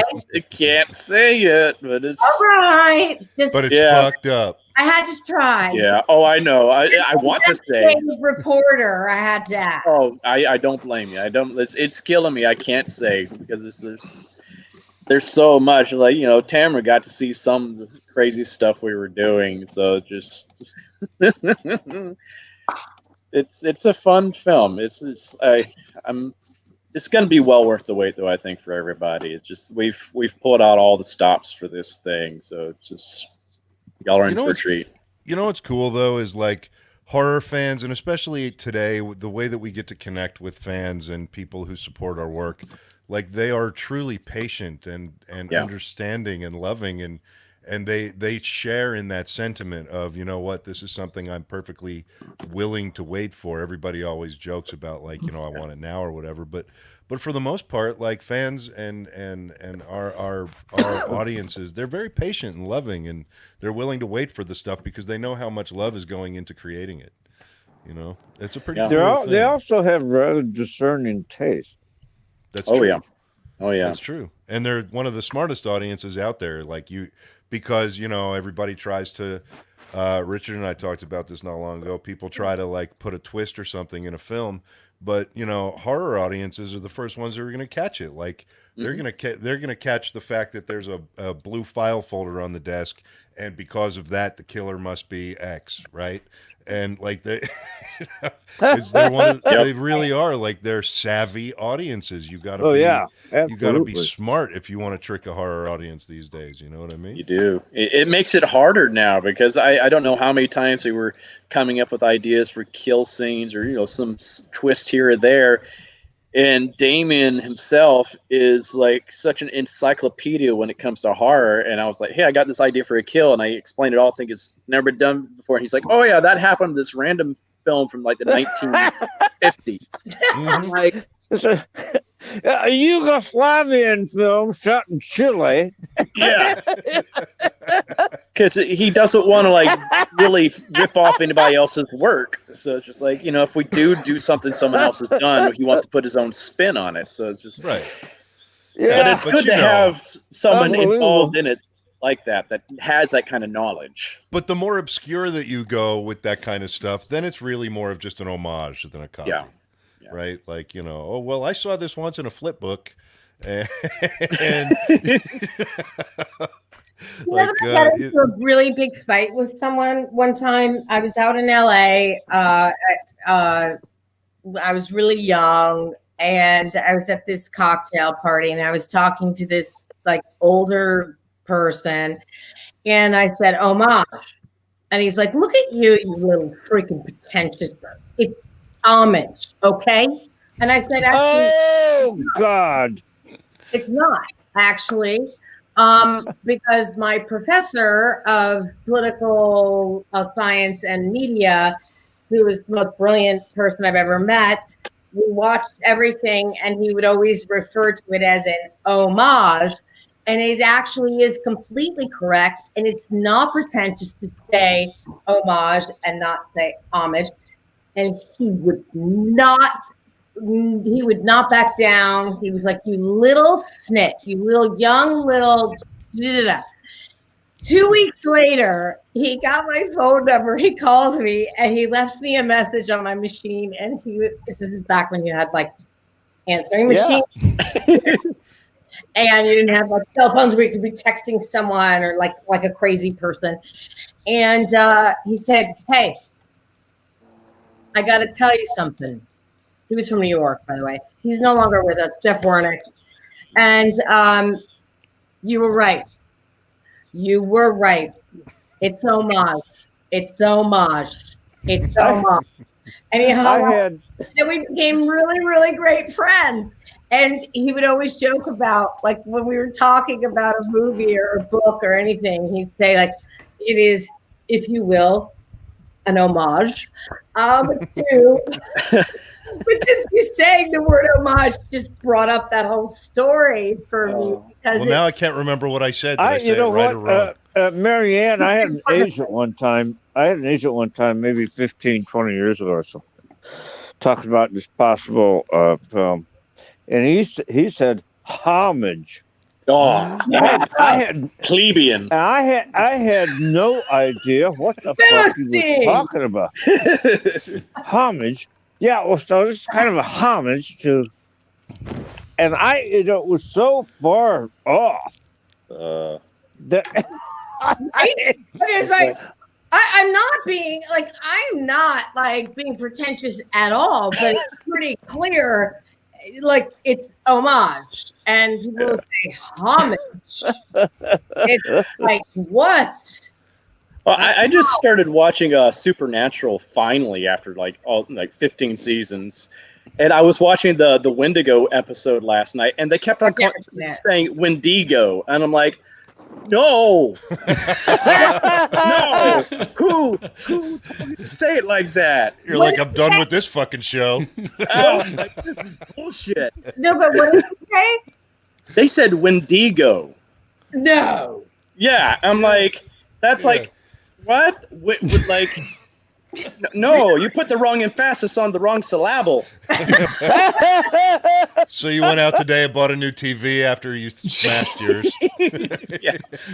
Did you guys ever see that? Just a fit of rage. That classic tape of William Shatner's being directed by a voiceover director, and he kept saying sabotage instead of sabotage. And the director's like, excuse me, Bill, the word is sabotage. And then Shatner does the same exact line, but says sabotage on purpose. And it's just wonderful. They never fixed it. It's sabotage. Well, it's also like how Benedict Cumberbatch cannot say penguins. He did this whole movie about penguins. British English. That's all right. I can't say Benedict Cumberbatch. He calls them penguins. Well, how often in your career penguins. you have to say penguin anyway? He was narrating a whole documentary about him or something like that, and he could not say penguins. You could watch it. It's hysterical. He says it so many different ways, but he never says penguins. It's like, oh no. Do you guys all know the play August Osage County? I don't think I do. It won the Pulitzer Prize that year. Like, it was 5 hours long, and people were like, "Oh my God, it's the second coming of Eugene O'Neill," and it really, really was. And so Tracy Letts, who's also an actor, and it's a guy named Tracy. He's a writer, and he wrote the play. And so when they bought the rights for the movie, they gave him no say over casting at all. And one of my best friends played the original lead on Broadway. And she's just a Broadway, not just, but like she's a Broadway actress. She's not a movie actress. And she knew she wasn't going to be offered the part and blah, blah, blah. And he told her, my one request, my only request was, please, because this is a play that is so essentially American, and it's August Osage County, Oklahoma. Please don't cast any British actors. And the first two people they told him they cast was Benjamin Cumberbatch as little Charles, who's supposed to be like kind of like inbred and like Oh no.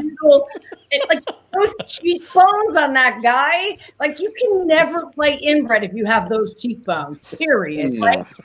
And then Ewan McGregor played like the other lead, and he was like, "Really? The one thing I ask, please, just don't cast any non-American actors in this movie based on my play, based on my life." It was his life. It's 100% autobiographical. Oh, And- this is a real pet peeve of mine. Yeah. What is Hollywood's fascination with British actors playing the lead roles in films about actually American historical characters? Correct. Hank Williams, Tom Wolfe, God, who else? But oh, God damn it! I had no, seriously. I had a long. I had a conversation with Brian Bedford back in. I kind of had a confrontation with Brian Bedford when I was a 20-year-old actor in Chicago, and he was doing a Q&A. And I said, being a smart-ass 20-year-old, stage actor, I said, Mr. Bedford, you have been you've had a pretty successful career being a token British guy in American films. What are the chances of me going to England and doing the same thing? 0. And he said, none. He said the unions, because the unions, they won't let. That's another thing, right? They will not let you do that. And SAG after Actors Equity, they don't give a rat's ass about that. So the worst unions, They can fucking come in here and, Tom, what's his name? Tom, whatever the fuck he is, who does every goddamn lead in every fucking American film that's been for the last 2 years. Everybody's heart drop. He's a fine actor, don't get me wrong, but that guy who played damn it. Bane and he played Venom. Tom Hardy. Tom Hardy. Yeah, Tom Hardy. Look, he's a great actor. I'm sure he's a great guy, and I'd like to hang out with him and have a couple pints and fuck around. But fuck, But I mean, it's especially brutal when it's about a county called Osage that's named after a Native American tribe of Indians. Yeah.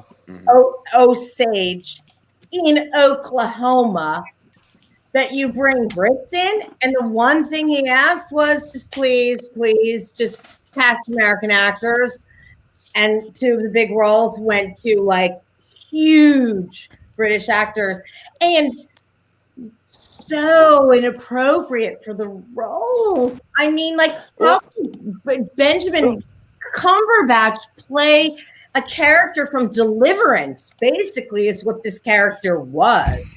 Like, totally. Yeah, what is their fascination? What is casting directors' fascination with British actors? I just don't fucking get it. I have a theory. So my theory is as follows. Do you guys remember back in the day? George. Remember back in the old timey movies, like everybody talked like this, right? It was they called it the Continental. Transatlantic accent. Yes. We're all going to go down to the store. We're going to have a great time, I swear. Yeah. Well, and it was called you The tell Transatlantic or East Atlantic or I something. say. Yeah, and it was called the Transcontinental, or what was it? The Continental Act, something like that. Transatlantic. It was in between. I thought it was Transatlantic. Yeah. East Atlantic. And so my theory is that they a lot of times American studios are going to cast British people because the accent is. That accent that everybody had to train in is long gone, but for some reason, I don't know. There's something about they like they like accents in their movies. I don't know. Maybe everything sounds smarter coming out of a British person. But George, why would you have a British actor play Hank Williams Well, I who wouldn't, was but I who don't. I was mean, probably the first country music superstar, right. and they were Brit played.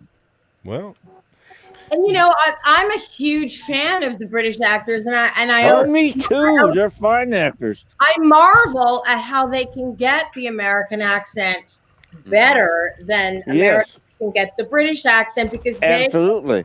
are trained with the music of the language. So like when you see Gwyneth Paltrow do a spot-on British accent, it's not right because she doesn't get the ups and the downs of the language, right? The rhythm and the syntax. The cadence and Correct.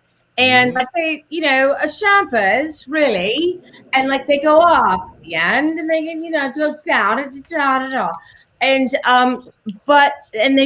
no one's a bigger fan of Cate Blanchett than I am. I mean, I just worship her.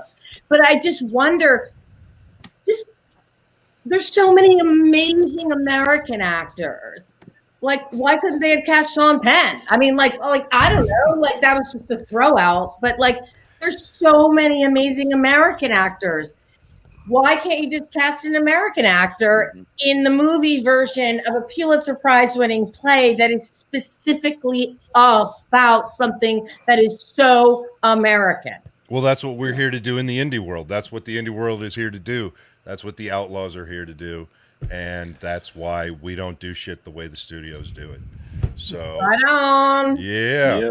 We're about to have another first in a second. Am I going to lose my virginity? It depends on what virginity you're referring to. I've only been waiting 50 years. Oh, God. It's going to take all of a second. What? Guys, You're being generous, Dave. Joe, what's that face you're making? Joe, you're making a weird face. She's trying to speak. Hold on a second. I'm trying to speak, yeah. Guys, I don't mean to interrupt or anything, but I would just like to excuse myself and just tell you guys Happy Halloween.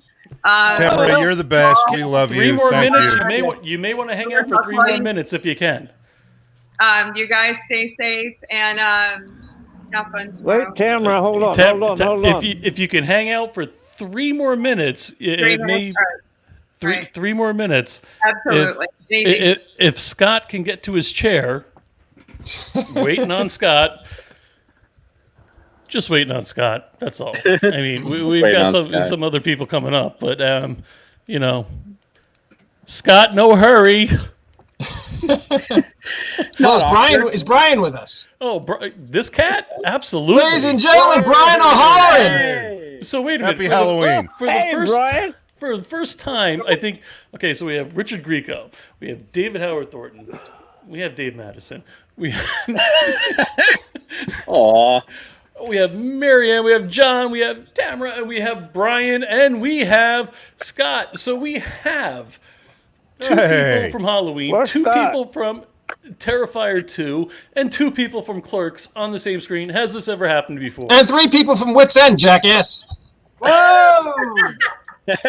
And like again, Jackass movies. Again, has this ever happened before? Negative. Where'd Dave go? I'm here. Oh, that other Dave's Dave. not here. He's not here, man. Scott, what's up, man? There he is. How you doing? Hi, Scott. Brian, good to see you. Good to be Thank back. you. Scott. Happy Everybody Halloween, in. guys. There's so many people on here now. I'm moving people around, John. I just wanted to see. This is so cool. I see Brian. Oh, hey, Scott. It's like the demented Brady Bunch. So, The what Tamara, now? I wanted you to be on for this picture. I really want to get a group picture. Awesome. I'm going to take a still from this. If everybody can smile, with the exception of Dave Madison, because it might hurt him. Oh. No, he's just got bad teeth. Dang! But that is what I wanted you to stay on for, ma'am, and I appreciate you staying on. Tamara, we love you to death. Thank you for spending some time with us tonight here. Tamara, Happy yes. Halloween. Very nice. I'll call you soon, George, and everybody. Bye. Thank you again, and have an amazing weekend. Thank See you. ya. Halloween. Bye. Bye, Tamara. Bye, You know, Tam. That's exactly how it goes in life. The minute O'Halloran and Schiaffo show up, the pretty girls always leave. Right? Oh no! Ain't that the fucking truth? Son of a bitch. Brian, how'd it go tonight? How'd your show go tonight? Scott, how'd it go? Very good. We did an extra long, extra large show with Scott. I mean, Scott is, a man of many talents, so we got to promote his book, our dealings together in films and stuff. So the show went great. Matter of fact, it was going so good, and then Joe is messaging me through Messenger going, "Hey, we're going to wrap up. You got to get on." And I literally said to my... And ladies and gentlemen, that was Brian O'Halloran. Brian, I'm sorry. I apologize for Joe. He's a thief of fucking joy. No, his heart. Huh? So we fucking heard dick. the ending to get over here. It's almost like you're being called to another party. Like, dude, you're supposed to be bringing the keg, Right? Yeah, the party that I'm at right now is hype. So Well, look at the amazing people we have on here. crazy. I've always enjoyed Richard Grieco's work, and I'm just shocked and amazed to be sharing a small screen with him at the moment. That's right, man. Yeah. You're the man, brother. Well, I'm thrilled everybody is here. This has really been an amazing night so far. This has been fucking phenomenal. You know, it's funny. About 6 weeks ago, George, I was like, "Hey, George, why don't we on the night before Halloween have a big Halloween party show?" And you looked at me like, "No, Dave, that's a stupid fucking idea." No, I didn't. No. I've never done that. I've actually always loved every idea you've ever had. Yes, well, somebody has to. Except that one. George. Here, because in real life, the past few years, that's what Dave says. Like, hey, let's have everybody up for a Halloween party that live 4 hours from me, and everybody says to him, "That's a stupid fucking idea, Dave." And then it winds up, it's just me and Scott and his wife and my girlfriend, and that's it. And Steve Dash. At least this one has more people in this square on the TV here than any of his parties in previous years. So in a way, this is definitely a better party. Oh, that's fucking hysterical. Ah, poor Hagan, you're the only woman in the room now. Somebody just said, wait, we're getting some pretty good comments here, actually. What was this last? Somebody says, Joe is reaching out in all directions. That's what producer extraordinaire does. Damon, we just give him that credit. It's like we just tell him good job.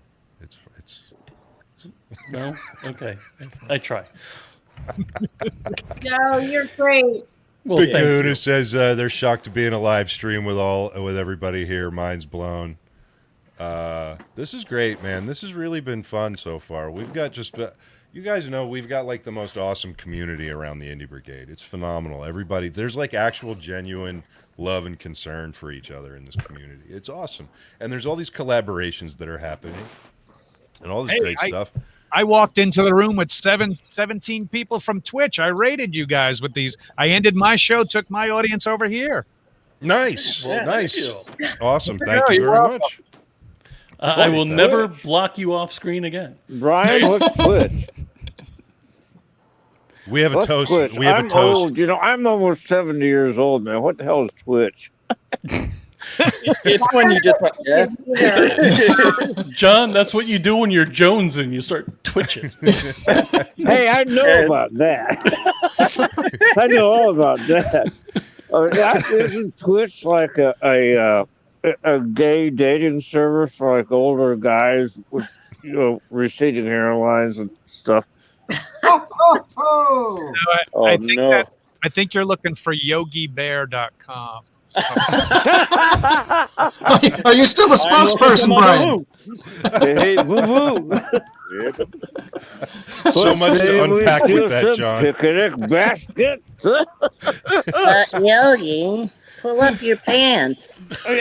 Mike Travis' voice says so much to unpack with that, John. I think Mike Travis might be like a psychologist or something. Mike Travis is actually a fantastic voiceover actor. He does good work. He's a good friend of mine, and so he came over from my show, and he's over here on this show. So awesome, great guy. awesome. Sounds like Patrick Warburton when he wants to. Oh, that's Excellent. good. Excellent. Well, we need to figure out how to make this Twitch stuff work back and forth, Brian.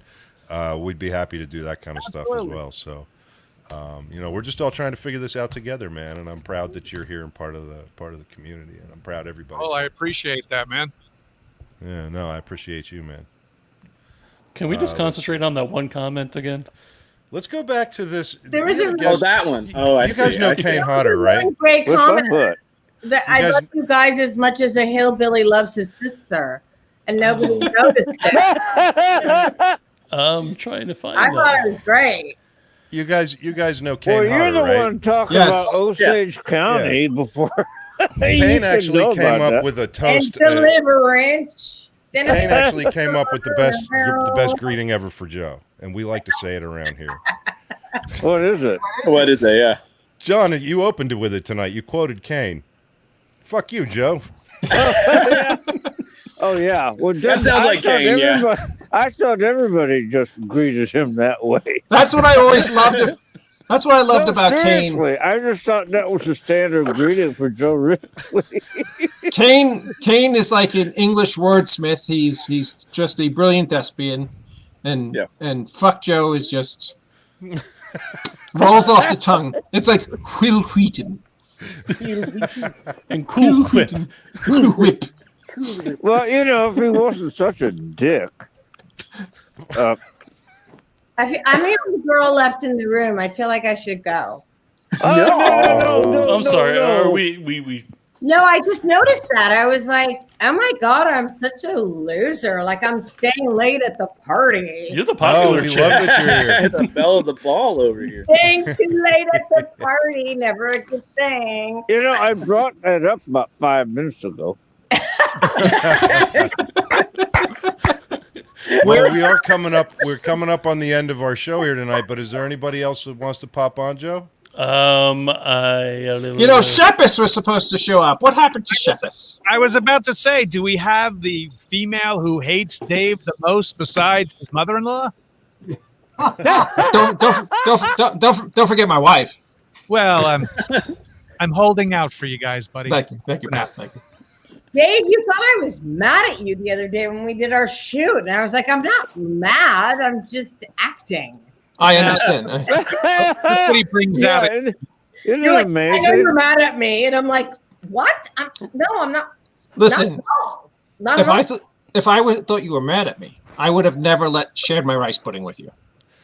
All right. So we have During a pandemic too. That's we have one more guest. Separate spoon. Oh, I'm sorry. I didn't mean to interrupt you. Go ahead. No. Tiffany? Hey, Marianne. No, it's not Tiffany. Marianne. I remember doing a play in Chicago years ago. I was in rehearsals for, and been rehearsing this one scene that we were having trouble with over and over and over again. Finally got it right, and I was crying.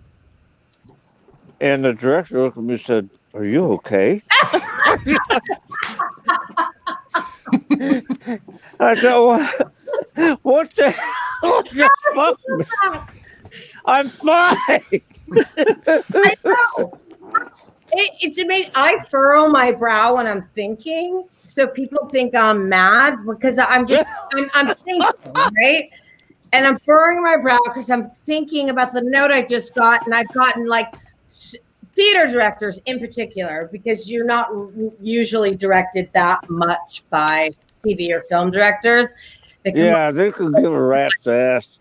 And they're like, do it again, but better. Are you okay? Yeah. Funnier, faster, better. Yeah. Like, are you okay? Are you mad at me? And I'm like, what? I'm not even thinking of you. All right, so I have somebody else to bring up. But first, Mr. Schiaffo, I don't think we heard from you all night. We need to make sure your microphone's working. Look at Richard's dog. Hello. Oh, look at Richard's dog. All right, Mr. Schiaffo's there. So, to bring up into this weird mix, we have a guy. He produced a few small movies. I don't know, Taken 2, Taken 3. He was involved with American History X. Mr. Michael Mandeville. Mr. Dr. Mandeville. Halloween himself. Hey guys, how are you? I'm trying to get a little lighting effect here. How is everybody? Good. How are you, Michael? I'm doing pretty good. Hey, Michael. Happy Halloween. Happy Halloween. I'm so glad to see everybody with their ugly Michael. masks on. It's really impressive. I got to say, David's is especially good and kind of horrible. So this is really well done, David. And he's talking about Howard Thornton, hopefully. Oh, hey. Yeah, there's two Davids now here tonight. Oh, You got to be you? specific. Okay. There we are. Michael, you missed it. Oh, yeah, Uh, yours is ugly too. That's good. You missed it. Marianne just won the award, actually, for the first use of the phrase "furrowing your brow" on the Indie Brigade show. Good job. You're such an aristocrat over here. Good We use lost of the Grieco. gerund, right? Happy Halloween. Did you get your work done? I did. I made the deadline on the script, so I got those pages out to the guy, which he wanted to do for the AFM coming up. So Good, that good, worked good. out pretty good. Yeah, got something to eat, and then I said, got to call my friends here, say hello, wish everybody a happy Halloween. Hope everybody's doing well out there. Michael, you have any big Halloween plans? I really don't have a lot of plans. I don't even know if I'm in California. I think it's a rather confusing array of rules, so I don't think people are supposed to trick or treat, but I'm just going to probably hang out, watch some movies, that kind of thing. How about yourself?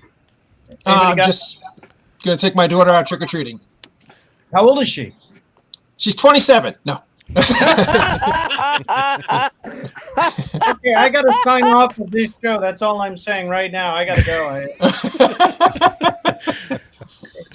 But they're going to Amityville, apparently. Yes, she's actually 17 and she's leaving for college next year. And she said that she would go with me one last time. And we're going to go through our town. It's a little town called Milford, which is absolutely like the most picturesque Halloween type town. And then when we're done, we're going to head out to the Amityville house and live stream from it. That's Oh so my cool. God, that sounds amazing. Excellent. Wow. And so you'll have your whole program come from that house. No, actually, no program tomorrow. Just my own stupidity. Oh. Well, isn't that the same thing? But I'm not. Pretty much, yeah. just with less people watching it. Oh, gotcha. No set agenda for stupidity, just general stupidity, right? Yes.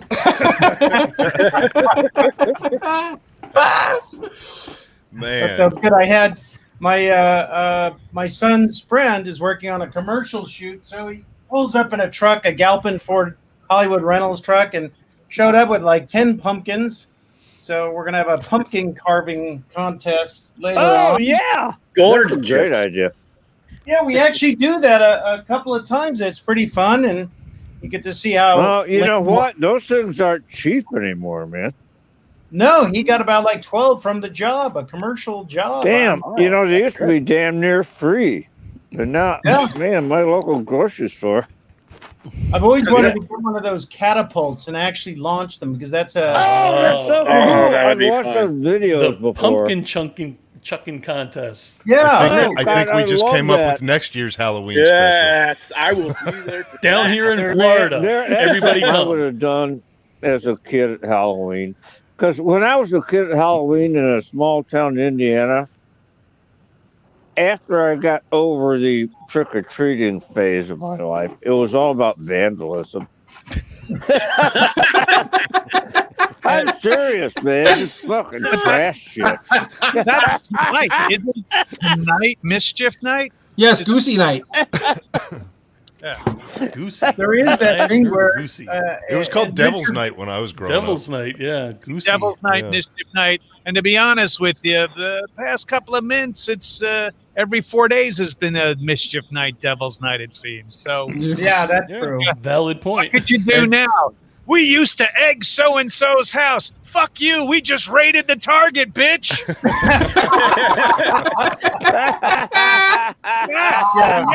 Burn down the police station. That's when those PlayStation 5s come out. It's going to be really crazy then. It is funny because I remember you get pulled over and the cops, you'd have like beer and weed and whatever, and they would just kind of go, "Oh, okay, we're gonna make you pour the beer in the bag of weed, and then send you on your way." Because what are they gonna do? Add another like weed bust to their like jacket? I mean, that's really gonna get a promotion. So they didn't give a shit. And then later on, it's like, oh, they got a bag of weed, and a SWAT team showed up, and it's like, okay, there's a shift here. The badassery, like Brian was said, it just really picked up, and it's like, But was there enough weed for the cops and the SWAT team? I wonder how some of those bags disappeared, and they didn't really log them, and And it's There's weird that now trouble. because now these craft breweries are putting weed in beer. How weird is this? Right? You were at your time. Infusing. Back then, they'd make you pour the beer into the weed. What's the point of you that? just go into What a is coma. the fucking point of that? Well, okay. Instead of a wake and bake, it's a. Nah, I don't. I got nothing, John. I Back don't. then- Well, no, they'd I make mean, I can't smoke anymore because I'm a cancer survivor. Half my, they had to replace half my jaw and all that shit because I smoked for 47 So years. you should drink the weed then. Well, no. Well, I make a tincture. Edibles. I make a tincture with the Everclear Oh and my God. And I can cannabis. smell Yeah. that. Wow. And That'll do it. just 2 drops under the tongue and woo. Well, I'm going to come visit John. I think we As a drink. matter of fact, I think I need another drop now. Well, shit. Happy Halloween, everybody. Happy Halloween, yes. Hey, how now, are you? See you too, Michael. hey, Halloween. Richard, what do you got going, man? Yeah. I mean, for Halloween. No, Yeah. no, for future project. Oh, we got a lot of stuff going on. It's funny because you have a lot going on, but you're doing a lot, yet you're not doing anything. So you're doing a lot and you're getting things done. And there's a lot of stuff. I mean, I was supposed to go to Turkey to do something, and I decided against that. Then me and Romero got a bunch of things going on, and just setting up projects and finding places that are as far as filming are. Well, look, we won't be shooting in Los Angeles or California. We'll be shooting either Nevada, Arizona, Kentucky, Montana. So where the regulations aren't as. Okay, if you're shooting in Kentucky, I'm not far, so give me a call. You got it, brother. Good thing you didn't go to Turkey. Turkey had an earthquake earlier this morning. I know. Yeah. Oh, shit. Coming back. Yeah. I've probably been coming back, and it's funny you said that because I was going to be in a Zamir. Oh, Right, wow. Wow. Because 20 buildings have collapsed, and they're still trying to find survivors and shit. Mm-hmm. Yep. We're very thankful that Richard wasn't over there. Yeah, no kidding. I Wow. would have been coming back probably not today, probably tomorrow. Yeah. Wow. Jesus. Yeah. Yeah. Well, things happen for a reason. That's right. Yep. It just occurred to me with everybody who's on the screen right now, we probably have $1 billion in American box office, and I'm very proud that I'm responsible for about $8 of that. But the fact that you guys are all together on this Halloween night, talking to each other, enjoying each other's company, talking to our friends and fans, really speaks a lot about the character of each and every one of you, and that's what makes people love you all, and why you guys are some of the best people at what you do. I just wanted to get that out of the way. Well, thank you, man. Oh, Jesus, thanks, man. Thank you. David, that was almost human of you. Yes, every now and then, George, I have these very, very small moments of being a human. The rest of the time, I'm just a nasty prick. This is for his Oscar reel. Right. I'll take my 10 cents now. I thought I wasn't the only one alone on a Friday night. You make me feel so good, David. You're very welcome. I think it's David's version of trick or treat. He went the opposite direction. You know, like we're like supposed to go. Wait a second, what just happened to me there? So that was very kind. That much appreciated. No, it's all true. It's very true. And Just we're- sometimes you live a moment and you don't allow yourself to take in what's really going on. I mean, I'm fucking on screen right now with the legendary Richard Grieco, Brian O'Halloran, who is in probably the most influential and most important independent film comedy of all time, along with Scott Schiaffo and Mr. Dugan, who is in Texas Chainsaw Massacre, and Mr. Mandeville, who did the Taken films, and Marianne, who worked with Donald fucking Pleasance, and it was in Halloween, and George, who's a legend, and his dad was a legend, and he's done some wonderful things, and of course Joe, who's just here to work the board, and it's just a wonderful. Did you forget somebody? Oh no! Don't worry. I was going to get to Dave. Relax. Oh, okay. You ruined. I don't want to get put in front of Dave, man. That makes me feel. I was in the middle of a joke and you ruined it. You ruined it. He does that. He's a thief of joy. And of course, David Howard Thornton, who is this generation's Freddy Krueger and Michael Myers, one of the most iconic characters of all time.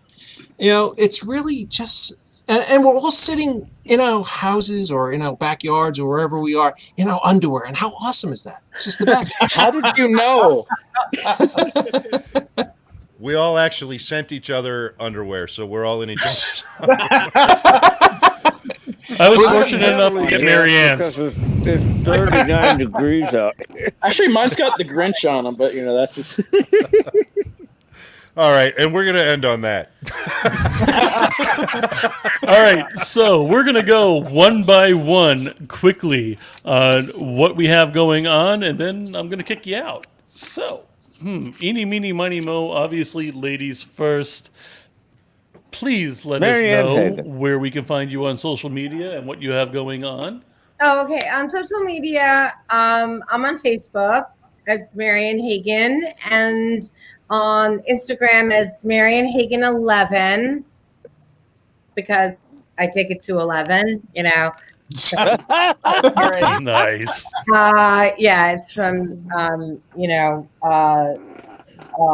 what's the movie? Spinal Tap. And what I have going on is kind of like not a lot. I mean, like I told you, I shot this movie with a director named David Madison. I don't know. Last week, and I'm just kind of taking it one day at a time right now during this COVID time, and really praying for next week and hoping there's a change. And that's about it. Any other announcements, I will give you. Awesome. Thank you very much for thank you for joining us. joining So nice. Happy Halloween, to see you, sweetheart. Marianne. Happy Halloween. So nice. See ya. Good night. All right. So, eeny, meeny, miny, mo. John, you just have like that look that. What do you I'm got? stoned. John, you're acting. John, what state are you in right now? Delirium. Well, other than that.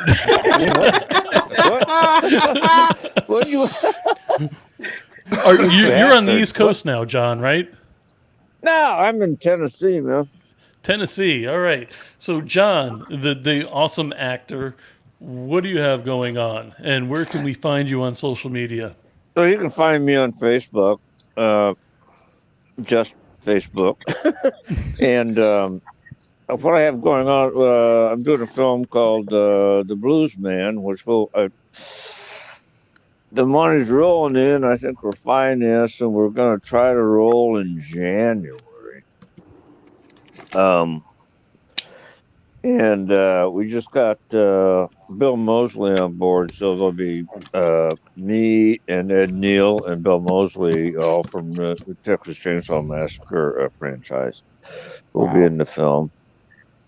And there'll be wonderful music. It's about somebody robs a grave, robs Robert Johnson's grave and steals his guitar, which actually belongs to the devil. It's a really cool script. I'm looking forward to it. And we'll be shooting in Texas in January. Awesome. Other than that, I got a couple films that have come out in the last couple of years, but Spill them. Come on. You got to have them memorized by now. Deviant Behavior and Rock, Paper, Scissors, which was directed by Tom Holland and written by Victor Brooke Miller, who wrote the original Friday the 13th. And that is a must-see. And his writing partner, Carrie Fleming. And I play a abusive pedophile uncle of the guy who grows up to be a sexual serial killer. And I had a rocking good time playing this fucking role, man. I mean, Tom Holland just cut me loose, man. So go, go, go. So I had a lot of fun playing him.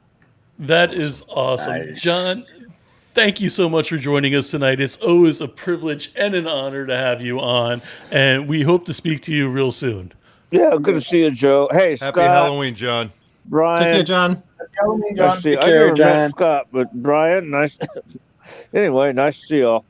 Nice Bye. to see you, John. Thank you, John. Uh-huh. Oh, I love John. All right, eeny, meeny, miny, mo.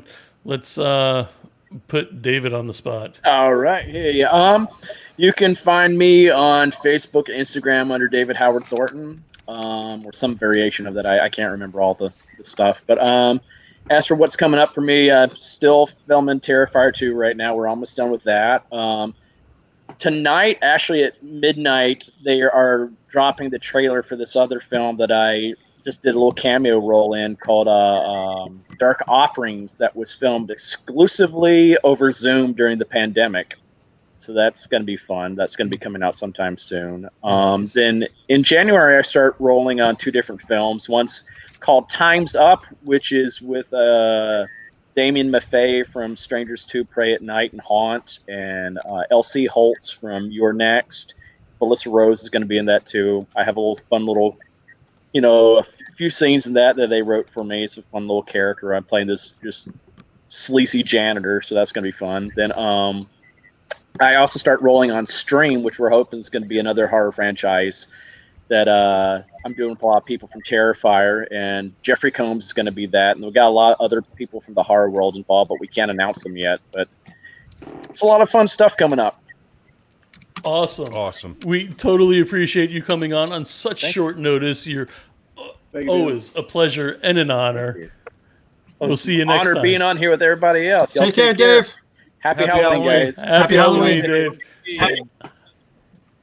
All right, so as the roulette goes, Mr.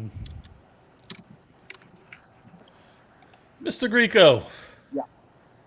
Brother. Hey, guys. We kind of somewhat went over it, but what do you got going on, and either art, music-wise, movie-wise, and where can the people find you, please? But rather I didn't. But Fair enough. we got a lot going on as far as film stuff, and That's great. But yeah, there's a lot of stuff going on. You can find me. You know what, So- Richard? I got to tell you though, I was so interested in your creative explorer ambitions that I kept thinking about you doing like an audio-visual concert, not unlike Pink Floyd with your artwork. And I don't know why, but something like that came to mind. I don't know, with screens and the idea that there's something else going around with your music. And it's funny you brought that up, because there was an idea I was working on with a lighting company that does the lights and concerts and stuff. You see, yeah. That how would that perpetuate paint coming off tone on canvas? Oh, that's interesting. Yeah.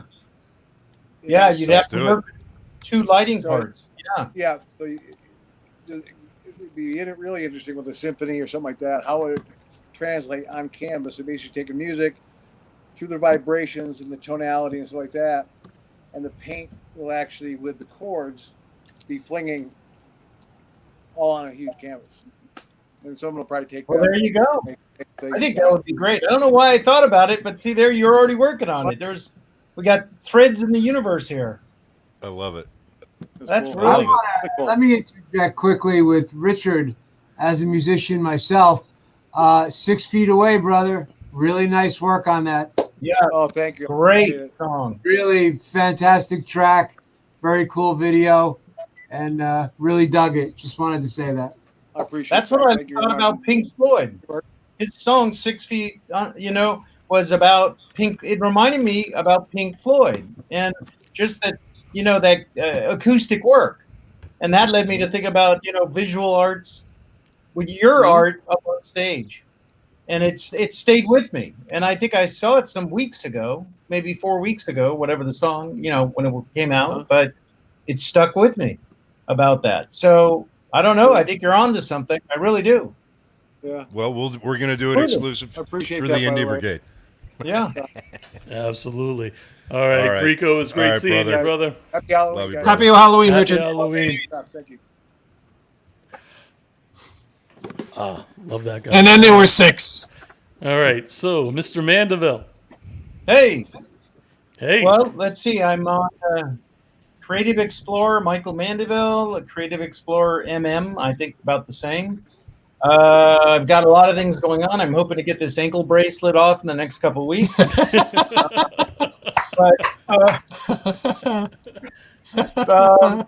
that being said, we'll work with what we got. The AFP coming up, and in January, MIP for television. So I got a number of things I'm presenting there. And at both of those, I'm working on a trailer for one of those projects. I'm have a script going into significant actor that I've worked with before, and they sound like they're highly receptive to the project, and they've read it before. So financing came about a little bit, and so hopefully that'll all come together and. Finishing a script, and also, of course, Cameron and I are working on something. We're going to have a show this next week or two. I do some interviews for that for Beer Pong Coach, and I'm very excited about that because I get to work with the Indie Brigades and talk about how the filmmaking was done on this. I got 10 episodes of a web series, so I'll talk about that on each episode that I put out, interview people, talk about filmmaking, etc., and that process. So, and Cameron and I got a lot of other conspiracies afoot, so that's kind of it. Michael and I have been talking about a lot of things for a long time, and I'm excited about actually rolling out some of this stuff now. So stay tuned and pay attention. I'm afraid. Happy Halloween, Michael. Happy Halloween, Happy Michael. Halloween, Michael. Ryan? Thank you for joining us. Joe, you got Take it. care. See you later, Cameron. Okay, We'll guys. catch you next time. See you, man. All right, so it's getting shorter and shorter. That's what my Brian- wife keeps saying. Scott, you missed it with your. Yeah.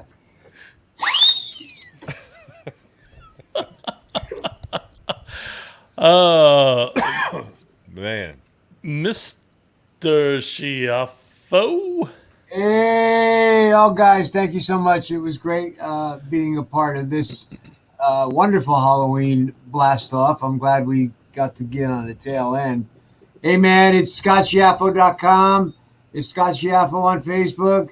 It's Scott Schiaffo on Instagram. It's Scott Schiaffo on Twitter. There's just way too much Scott Schiaffo out there.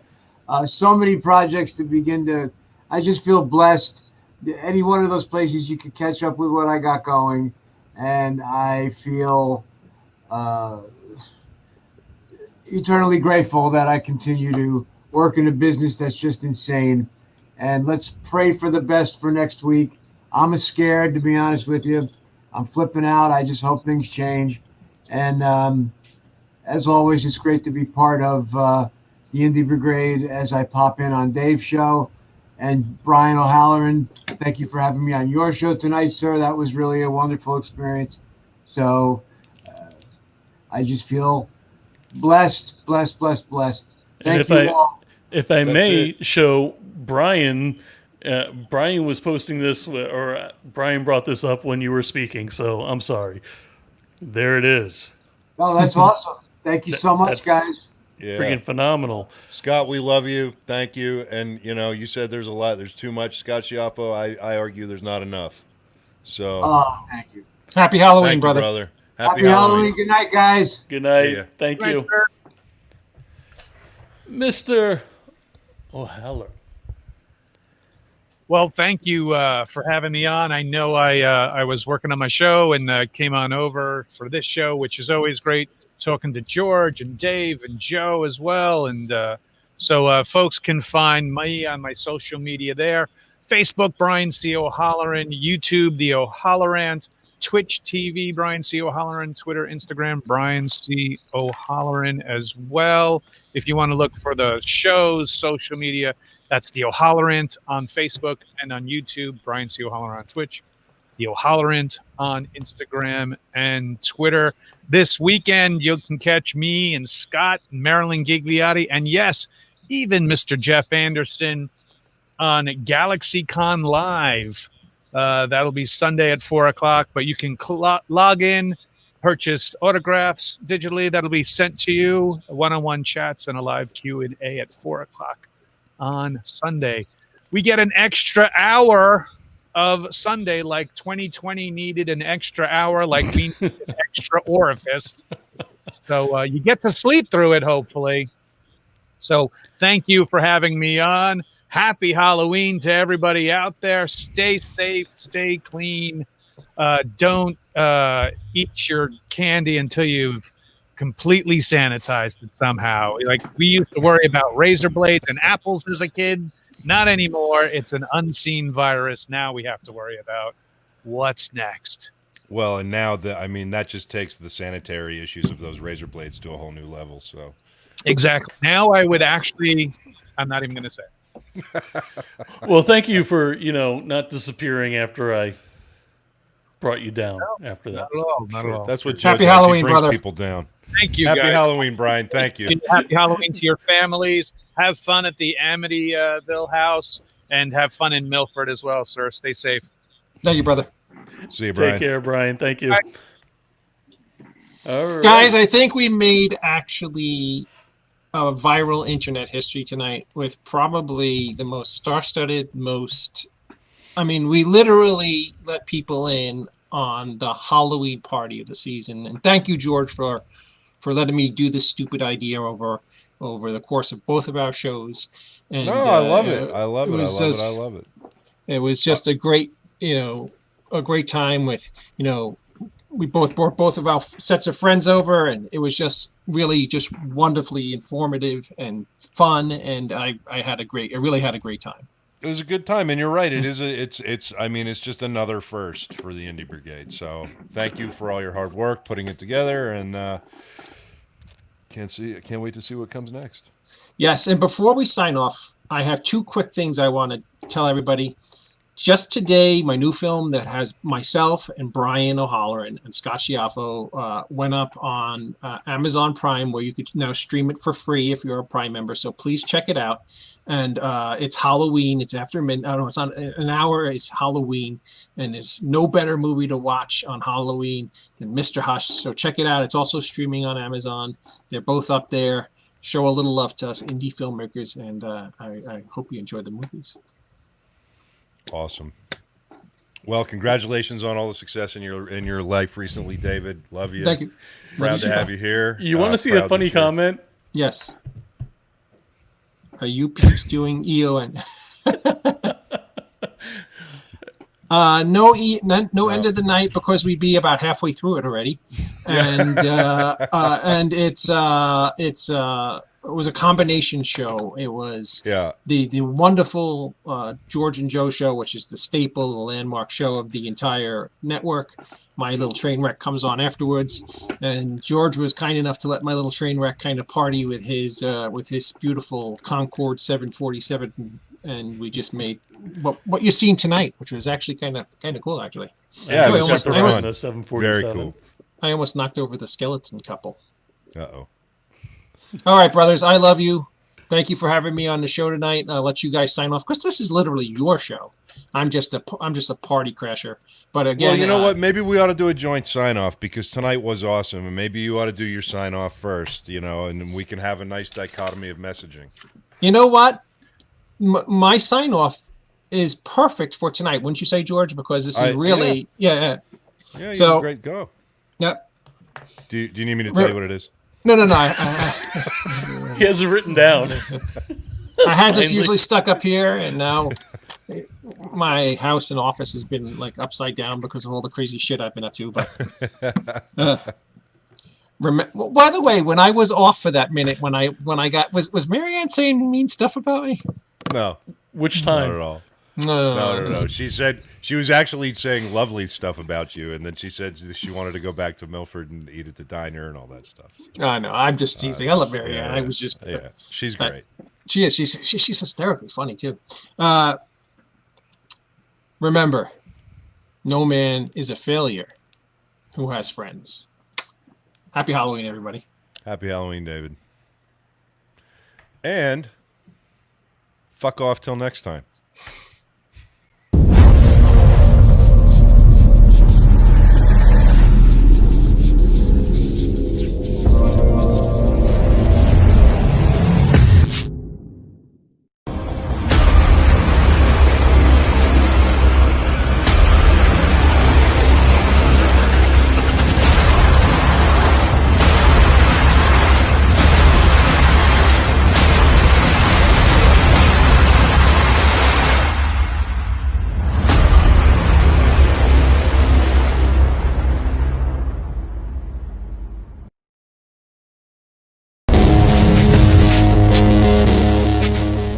To be an indie means we buck a system that doesn't want us.